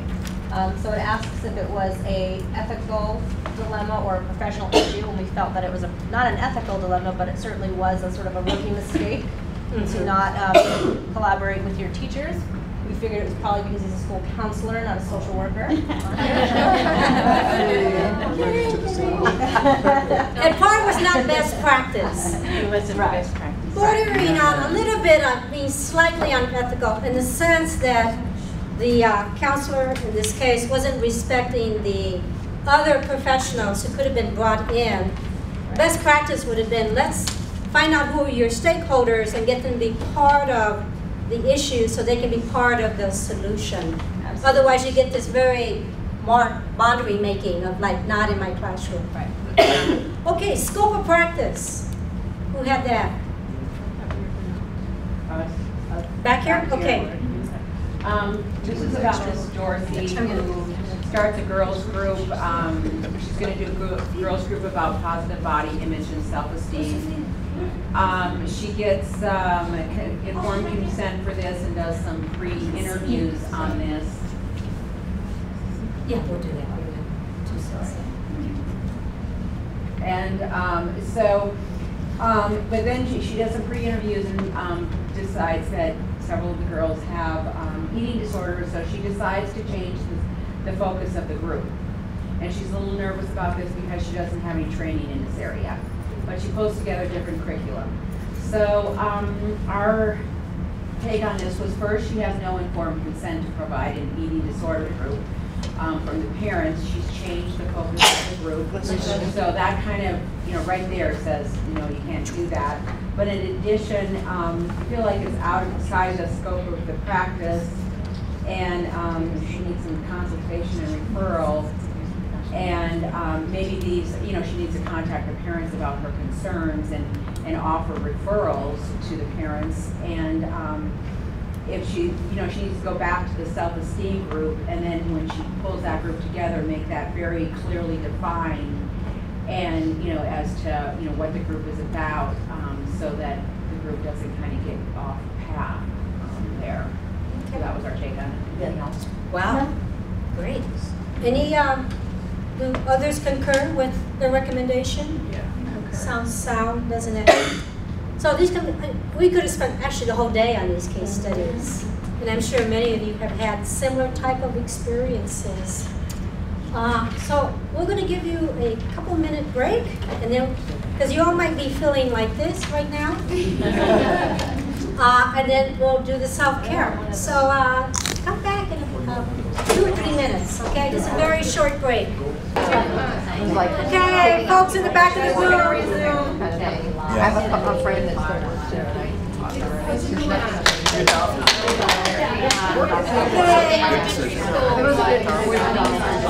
Time! So we're totally shifting. Nothing. Is it right brain? So we're shifting to our right brain. We're going to be now reflecting on self-care. Ms. Kelly, our son knows Patrick. She's married within a month, so congratulations.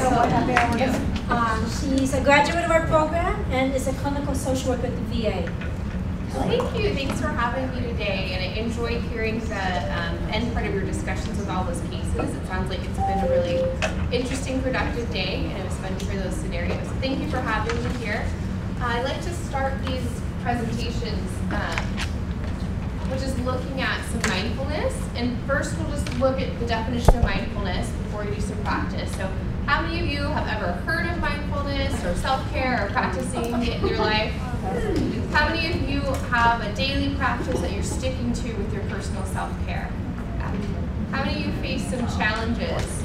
Yes, yeah.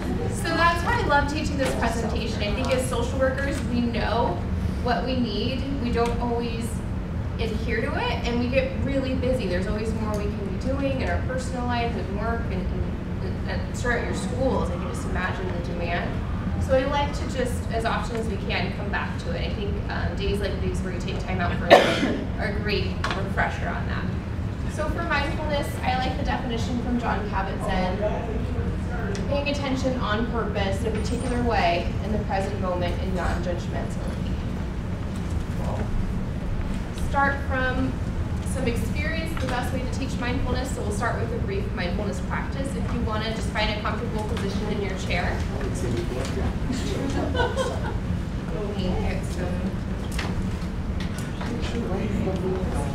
music going first. All right. So you just want to go ahead and find a comfortable position in your chair. Put both feet on the ground if you can to help connect and ground yourself further. And if you feel comfortable, go ahead and close your eyes. And as you close your eyes, just begin to sense your chair. Sensing your position in the chair. Noticing how you're seated today. your posture. If you're holding any places more tight or rigid, seeing if you can soften them a little bit now. And then just bringing your focus to your breath. Following each inhale for its full duration, and each exhale for its full duration.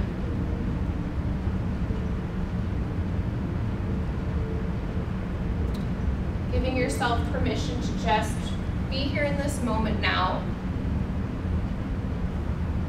Setting aside any plans for the future, any thoughts of the past, whatever problems you were solving or working on. Putting that aside and allowing your brain some space for these next few moments.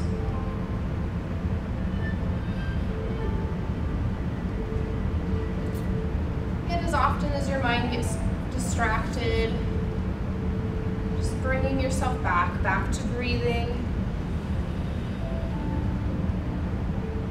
back to noticing how you're seated in your chair today.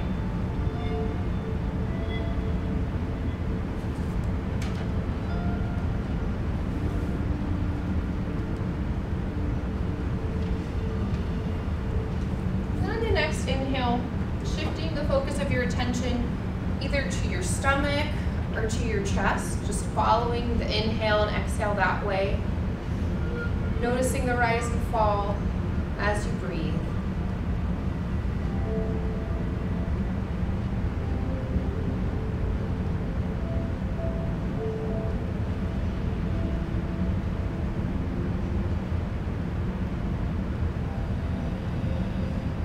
A few more rounds of breathing.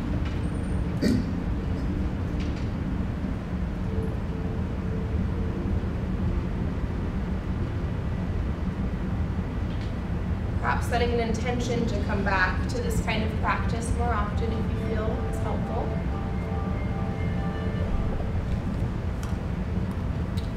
And beginning to picture in your mind's eye the surroundings, what the room's going to look like, where you are in relationship to the board.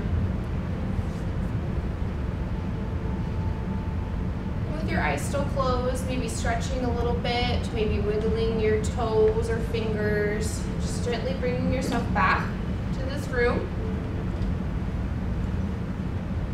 Opening your eyes when you're ready, but continuing to stretch a bit if you noticed maybe your shoulders or neck or something. May have been sitting for a while. Maybe you type a lot and you stretch your wrists a little bit. How was that for y'all? I felt the energy shifting here. I'm going to pass around when I talk. I'm going to pass around a couple of different scents. Sometimes we can use the experience of scent to shift our mood, to shift our attention and focus. So if you just want to, you can smell. If you don't want to smell them, you don't have to. If you're allergic or it's not for you. But just notice the different ones that come by as I talk, and notice if you have a preference for one or the other. If you want to use a little or dab it on your wrist, you can. Just something to bring yourself back. All right. So when we talked before about the mindfulness practice, and I just want to go into a couple of the skills before we look at building our own. So when you look at mindfulness skills, the what skills of mindfulness are about observing, describing, and participating. So observing, paying attention, without trying to control you or your client's emotions, just noticing what's going on or noticing what's going on with you and describing. So with the scent, anyone smell one of the essential oils already? Someone want to just use a couple words to describe the experience, what you noticed? A lightness. A lightness? Yeah, with like lemon, it just smells clean and fresh and kind of awakening. Yes. Or, yeah, well, it's hard to say. I love lavender, so the lavender was like, oh, lavender. And then the lemon came, it was like, woo! Yeah. So it's like a different energy. Yeah. Isn't that fun? Because the lemon I typically associate with like kind of invigorating, and the lavender is more calming for me. So kind of moving from one to the other. I'm glad you noticed that. Anybody else? What scents are over here? Some different ones over there. What did you notice? Okay. It's similar. All of the eucalyptus is like Eucalyptus is more warm. Peppermint makes me feel like it's December. Okay, so we all pretty good with describing with words. So when you were smelling the different scents, did you feel that were you thinking about other things or still thinking about stuff from earlier? Or you more focused just on the scent? Just on the scent. So a couple more of our mindfulness skills, just as a refresher, a reminder for some of you. So non-judgmentally, observing and describing without judgment. Anyone here struggle with judgments towards themselves or towards others? Yeah, right here. Just me? Judgment toward others. Judgments? Okay. So the mindfulness piece about noticing yourself, noticing your reactions without critique. And effectively focusing on what works. So if you hated the activity I just sent around, if you hated scents, then I wouldn't focus on expanding that one. I'd focus on ones that are working for you. All right, so let's talk a little bit about self-care. So earlier I asked you, how many of you have self-care that you enjoy doing or you know about it? And then how many of you aren't, right? And then how many of you are doing it consistently in the way you like? So there's often a disconnect, especially with social work. Do you see that with yourselves and with your peers? Yeah. Any examples of that you've noticed or in your self-work? You see it at different times of the year? Part of my self-care is trying to eat a healthy, balanced diet because that makes a big difference in my energy levels and thoughtfulness.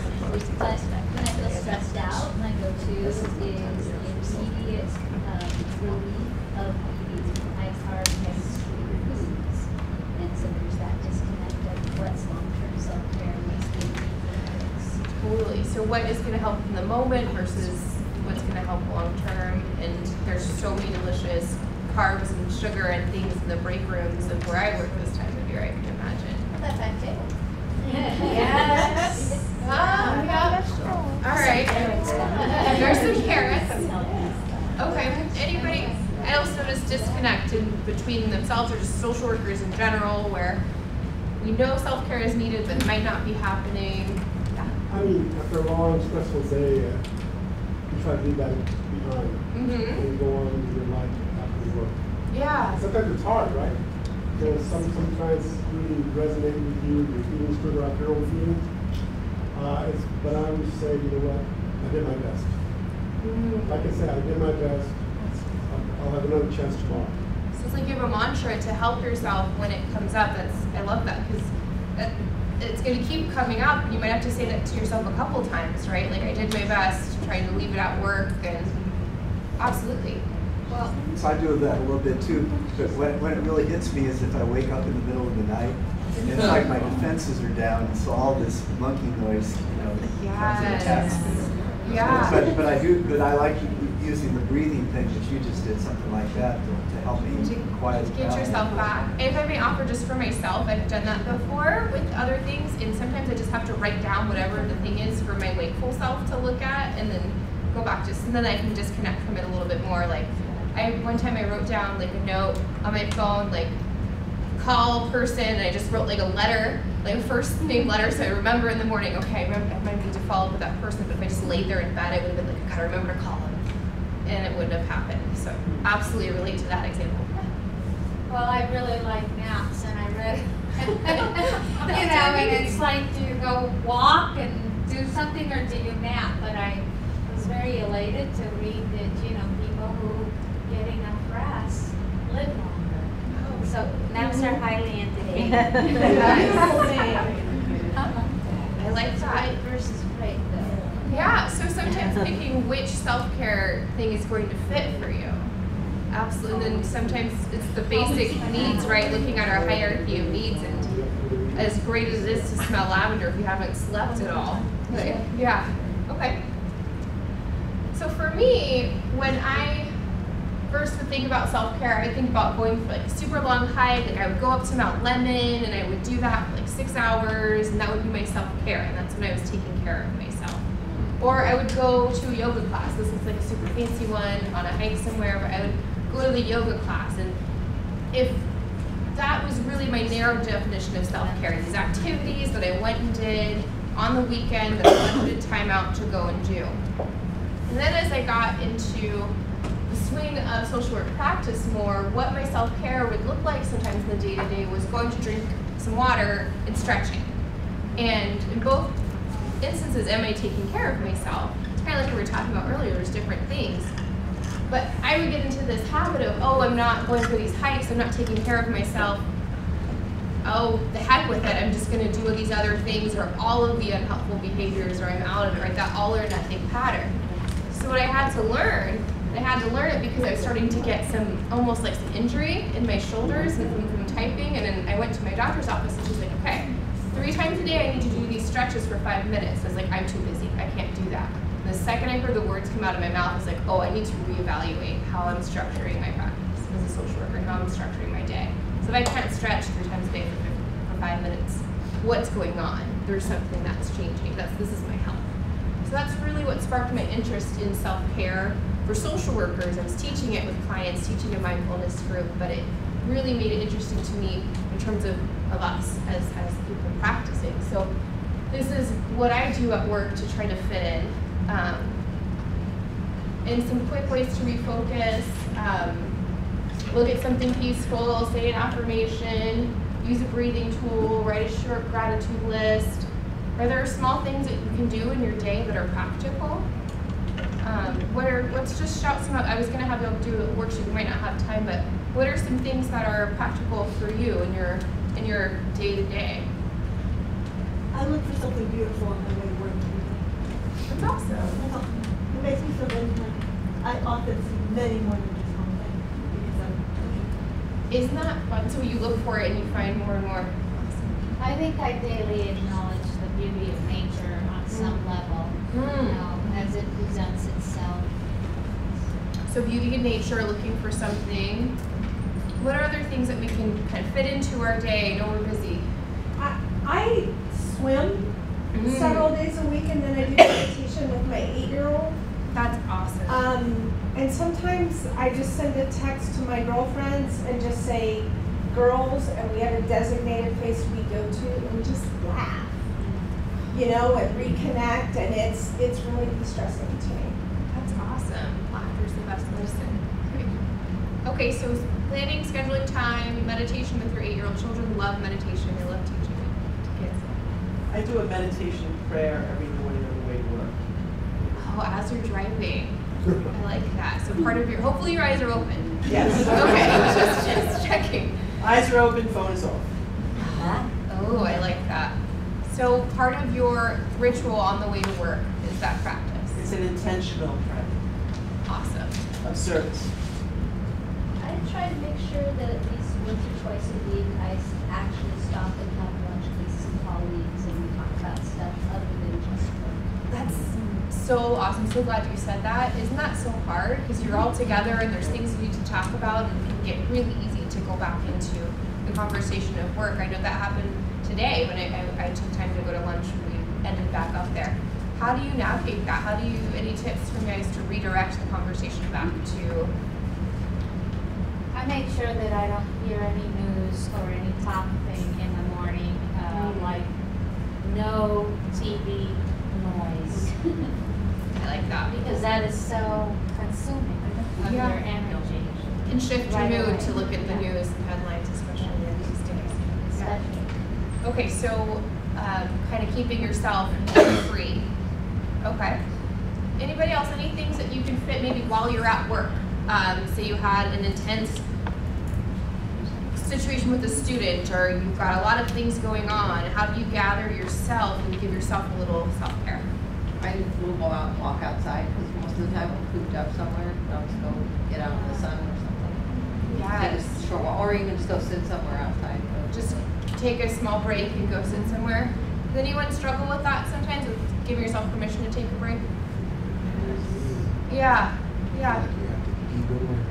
feel like you have to keep going. Any tips from anyone on how to get over that feeling of needing to keep going and to give yourself the break? I actually go check my box at the school, so like you're kind of doing a work thing, but like I get a walk with your back, so then you feel like you're working. And half the time I know nothing's in the box, but I just go that. So you trick yourself into self-care. I do. Yeah, I'm just gonna go check the box. I just, yeah, that's what So I it gets you out, right? So the activation piece, so we know about like changing the behavior, movement, those things can help. If anyone asks you, what are you doing? I'm checking. So you're in the middle of a work procedure. So it helps justify it for you. Okay. I love it. Awesome solution. It can be, when there's so much to do and it's important work, it can feel difficult to give ourselves permission, at least I know speaking for myself, to take that break. But and I also know that I'm more effective when I've had that break. So it's wrestling with both of those things, because then I can give the people I'm seeing more of myself. I can give them more help that's better if I'm in the right headspace than if I hadn't had a 5-minute break. So that's how I can justify it if the guilt comes up to myself. So ignoring your self-needs can have a price, right? Stress, we all know, can have a physical, like I was telling you, physical price. I was telling you, I wasn't taking enough breaks from being like this at the computer, and I was getting that piece, right? What other things can ignoring self-care do for us? Anyone ever feel burnt out before? Well, burnt out, problems with family, if you're not taking care of yourself, or extended family, or friends, or whoever. It's less effective at your job. Less effective at your job, and then maybe if we're not doing the self-care, we might take some more of it home, kind of like we were saying, we take it home to our families. So it can be, the lines can be more blurred. And I think setting those great boundaries of this is my home time, this is my lunch time.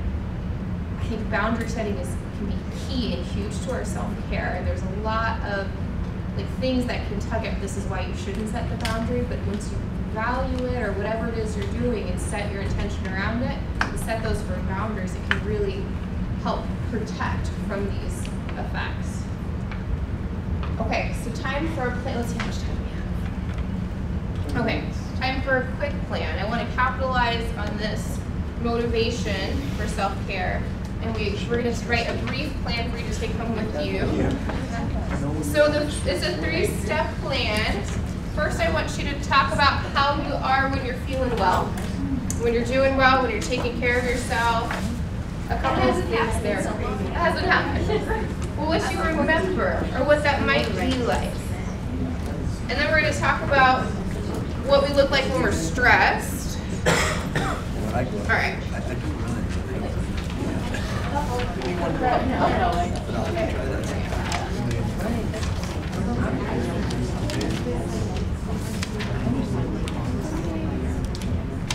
No, he comes to my class. Should be enough. No. There's two of them. I know. It's great. Okay, you probably have extras. All right. Okay. So yes. So let's take a quick moment and just refocus and jot down a couple of things that describe you when you're in a state of well-being. So state of well-being, which some of us were saying that might be hard to remember, or things. What do you feel like physically? Do you feel rested? Do you feel emotionally? Do you feel confident? And spend a couple moments to just write out what that looks like. And I'll just ask some of you to just kind of shout out, how do you feel emotionally or physically when you're in a place of well-being, when you're taking care of yourself? I feel calm. Calmer? Energized. Energized, calm and energized? Yeah. Those fit together. Anybody else? Light. Light? Way down. Yeah, you're right. Like you don't feel like you're moving through mud. Yeah. Okay, you feel light. Alert. Alert? Yeah. I feel more patient. I notice I have more patience with people when I'm doing well.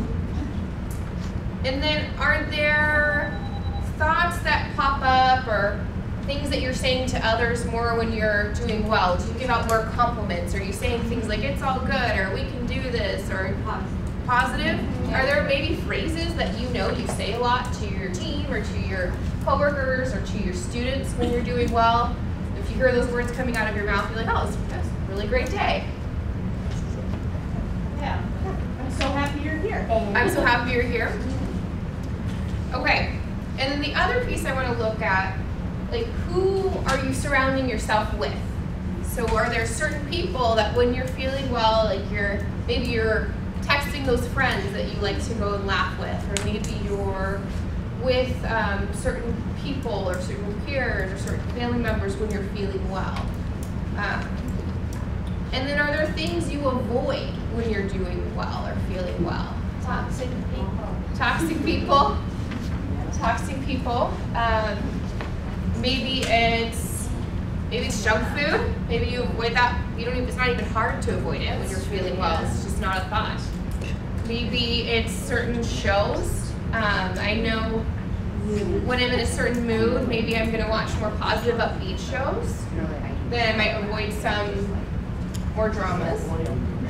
And then if there's some adjectives that describe you at your best, jot a couple down. Okay, so we've got a picture of your well-being baseline, what we're striving for. Okay. So the next part, this part is always so much easier for us to do. It's describing our stress cycle, right? Sometimes we're more familiar with it, and sometimes it's harder to talk about ourselves in these positive ways. So how do you feel physically when you are stressed? Anybody? Tired. Tense, tired. Cranky. Cranky. Quiet. Quiet. Quiet, focused. Does anyone feel like hot when they're stressed, scattered? Okay. Are there certain things or people you're surrounding yourself with more when you're stressed? Ice cream. Ice cream? Coffee. Coffee. Oh, yeah. Caffeine. Caffeine. Isn't that great for our anxiety, right? Get more caffeine in the system. And, yeah. But you got to stay up. Yeah, that's a cycle. Are there things you say to yourself that when you say those phrases, you may be stressed? Are you saying things like, this is too much, or why are people this way, or kind of more frustrated thoughts or thinking? How would you describe yourself or someone else describe you when you're stressed? Grouchy. More insecure. Okay. Is there a common thought or statement or excuse or something that comes up when you're in a state of stress that you know you say a lot? Like The F word. the F word? I just said that one. Okay. I word. Fair enough. Is there like a phrase, like a F this? Is it like F this or that? Is it like more of a thing? It's all encompassing. It's all encompassing? Okay.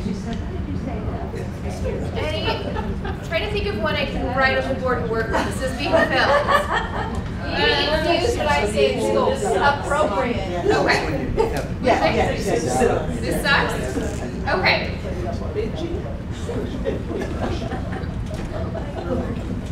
Okay, I'm just gonna write it, guys. Okay, so real quick, we're gonna change a statement. We're gonna do some modified CPT, and we're gonna change this statement. So if this was a statement that pops up, and we know it pops up when we're in a state of stress, how could we rewrite this? What's something different that you would need to hear, like a new mantra or an alternate thought that's more balanced that you could tell yourself? Because we're back to the mindfulness, non-judgment. We're not judging ourselves for saying this. We know that we're in a state of stress. So we're taking out the judgment. We're using this as a tool. So when you say this, it's a great moment of insight because, oh, I got to use my self-care because I just said this and that's telling me I'm in this state. So what would be a statement that you could use, whatever your kind of tell is that you're in a stress cycle? What's an affirmation, a statement, something more balanced that you could say? It's okay to take time for myself. Okay.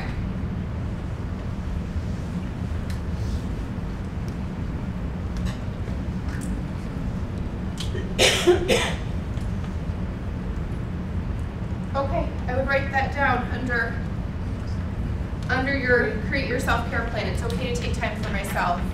And if you need to write that on a post-it in your office where you can see it, or if you need to put that as the background of your phone, if it needs to pop up as a reminder 8 times a day when you know you're stressed, then that's all wonderful. Yeah.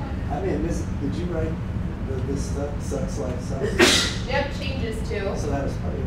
Yeah, so what we did is we took the statement that we're saying, that frustrating statement, and we're using that as our trigger indicator that, okay, when I said this, I gotta do something. I gotta do self-care because I'm moving past that point of out of a state of well-being. And we all have it. We all have things where there's different ones that come up. Why are people so stupid? Why are things this way? When we know it's not a helpful statement and we know it's a sign that we're going to the point where we need that self-care. So what I want you to do now is sit and think and come up with a statement, little one. So one was, it's okay to take time for myself, that you can use when this other one comes up. Are there any other statements you would use? Let it go, it's momentary. Let it go. Let it go, it's momentary. I can't hear that without the song Yeah. in the background. I think it's song. Let it go? Yeah. If I could sing, I would sing it for you, but I'll spare you. Yeah. Breathe. Life is 10%, attitude is 90%. Okay. What was that? Life is 10%.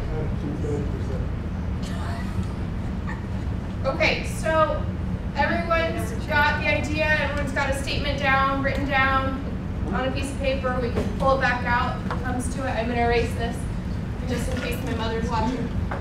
Okay, so before we conclude, I want you to go ahead and write down, so when we're in a state where we're more calm or relaxed, this is where we want to come up with our plan for when we're in a state of stress. Not when we're stressed, because we're asking a lot of stress to you to come up with the tools in that moment. So if we can come up with them now, when we're feeling calm, that way you can remember you've got some things written down that you know would be helpful. And I want you to come up with 6 things, because sometimes the one thing that you want to do, maybe it's not accessible. Maybe you like to go sit out in the sun, but it's raining. So does that mean we just stay in our stress? Okay, so we'll come up with a couple of options in case one of them you can't do for some reason at that time. So we talked earlier about it. We shouted out some different things that we like to do, and we can talk some more out now. So jot down under those 6 things you could do to help bring yourself into some self-care. So it could be bringing a thing of essential oil into your desk drawer at work and smelling it, and alternating between 2 ones that vary. I keep them in my office. I keep some room sprays just to kind of clear the space after something heavy has happened, just to change the scent. Be going to get a glass of water, but I want to hear from you. What are some easy things you can do? I pray. Pray? You can do that anywhere. This is like, there's a little video clip of a ticked off penguin smacking its penguin brother. And Yes, it's on Facebook. Yes. I watched that. Sounds interesting. Yeah. Okay, penguin video, perfect. Anybody else, little things you could just fit in there when you notice that it's time to come back to center? We've got penguin video, we've got, what else do we have? It's like a quick meditation, you can do it sitting or. A quick meditation, yeah, there's tons of them on YouTube. Yeah. A positive affirmation always lifts me, you know, just to remind myself of something positive. Absolutely, having a positive affirmation. Yeah. Any other things that help kind of reframe, reset? I like to sing. Awesome. Not in front of people. I was just going to ask, okay. So you like to sing. Perfect. Close your office door and sing a little bit, even. Okay. Any other ideas? Play with the dog. So I would invite you to pick one of these 6 things to practice daily the upcoming week. So if there's one of those things that appeals to you, you think you can easily do it, I would circle it and then challenge yourself to take that time over the next week. Anyone want the accountability of telling the group what they're going to commit to do? Sometimes that helps us do something. Anyone want to share what they're going to commit to doing, even just for a few moments a day? I'm gonna walk on your treadmill. Walk on your treadmill? Yeah. Awesome. Get some endorphins going. Anybody else? Even if it's only for like 5 minutes. I love that. Yeah, I was just talking to someone I work with about that. Just kind of, even if you just start, sometimes just telling yourself, I need to do something for 2 minutes or 5 minutes, then it ends up, you end up doing it. Yeah. Okay. Anybody else want to share something that they're going to bring in the self-care? I'm going to borrow Lucy's idea of the cat naps. I like that. Take a little nap once in a while. Awesome. I like that too. Okay. Any questions for me? Anything at all I can share with any of you? Well, thank you so much for having me.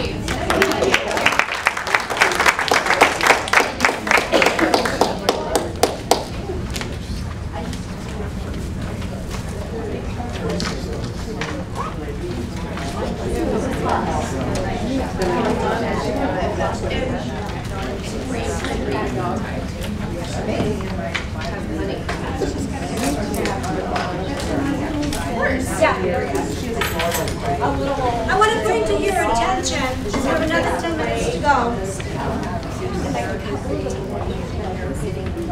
In your PowerPoint handout, there's some references. So some of the materials today actually comes from some of the literature. And I want to bring to your attention, you probably know this, that NESW has their standards of school social work. And the ethics acronym comes from Elaine Congress on her article. I had the honor of meeting Elaine. She's an associate dean, I believe, at Fordham University. Anyway, I just want to bring that to your attention, so if you want to add some things to your library. So here we are. We're getting close to wrapping up everything. There is an evaluation form. It's been distributed, and there's certificates of attendance that is it Jennifer or Eamon that's giving out the certificates. Yep.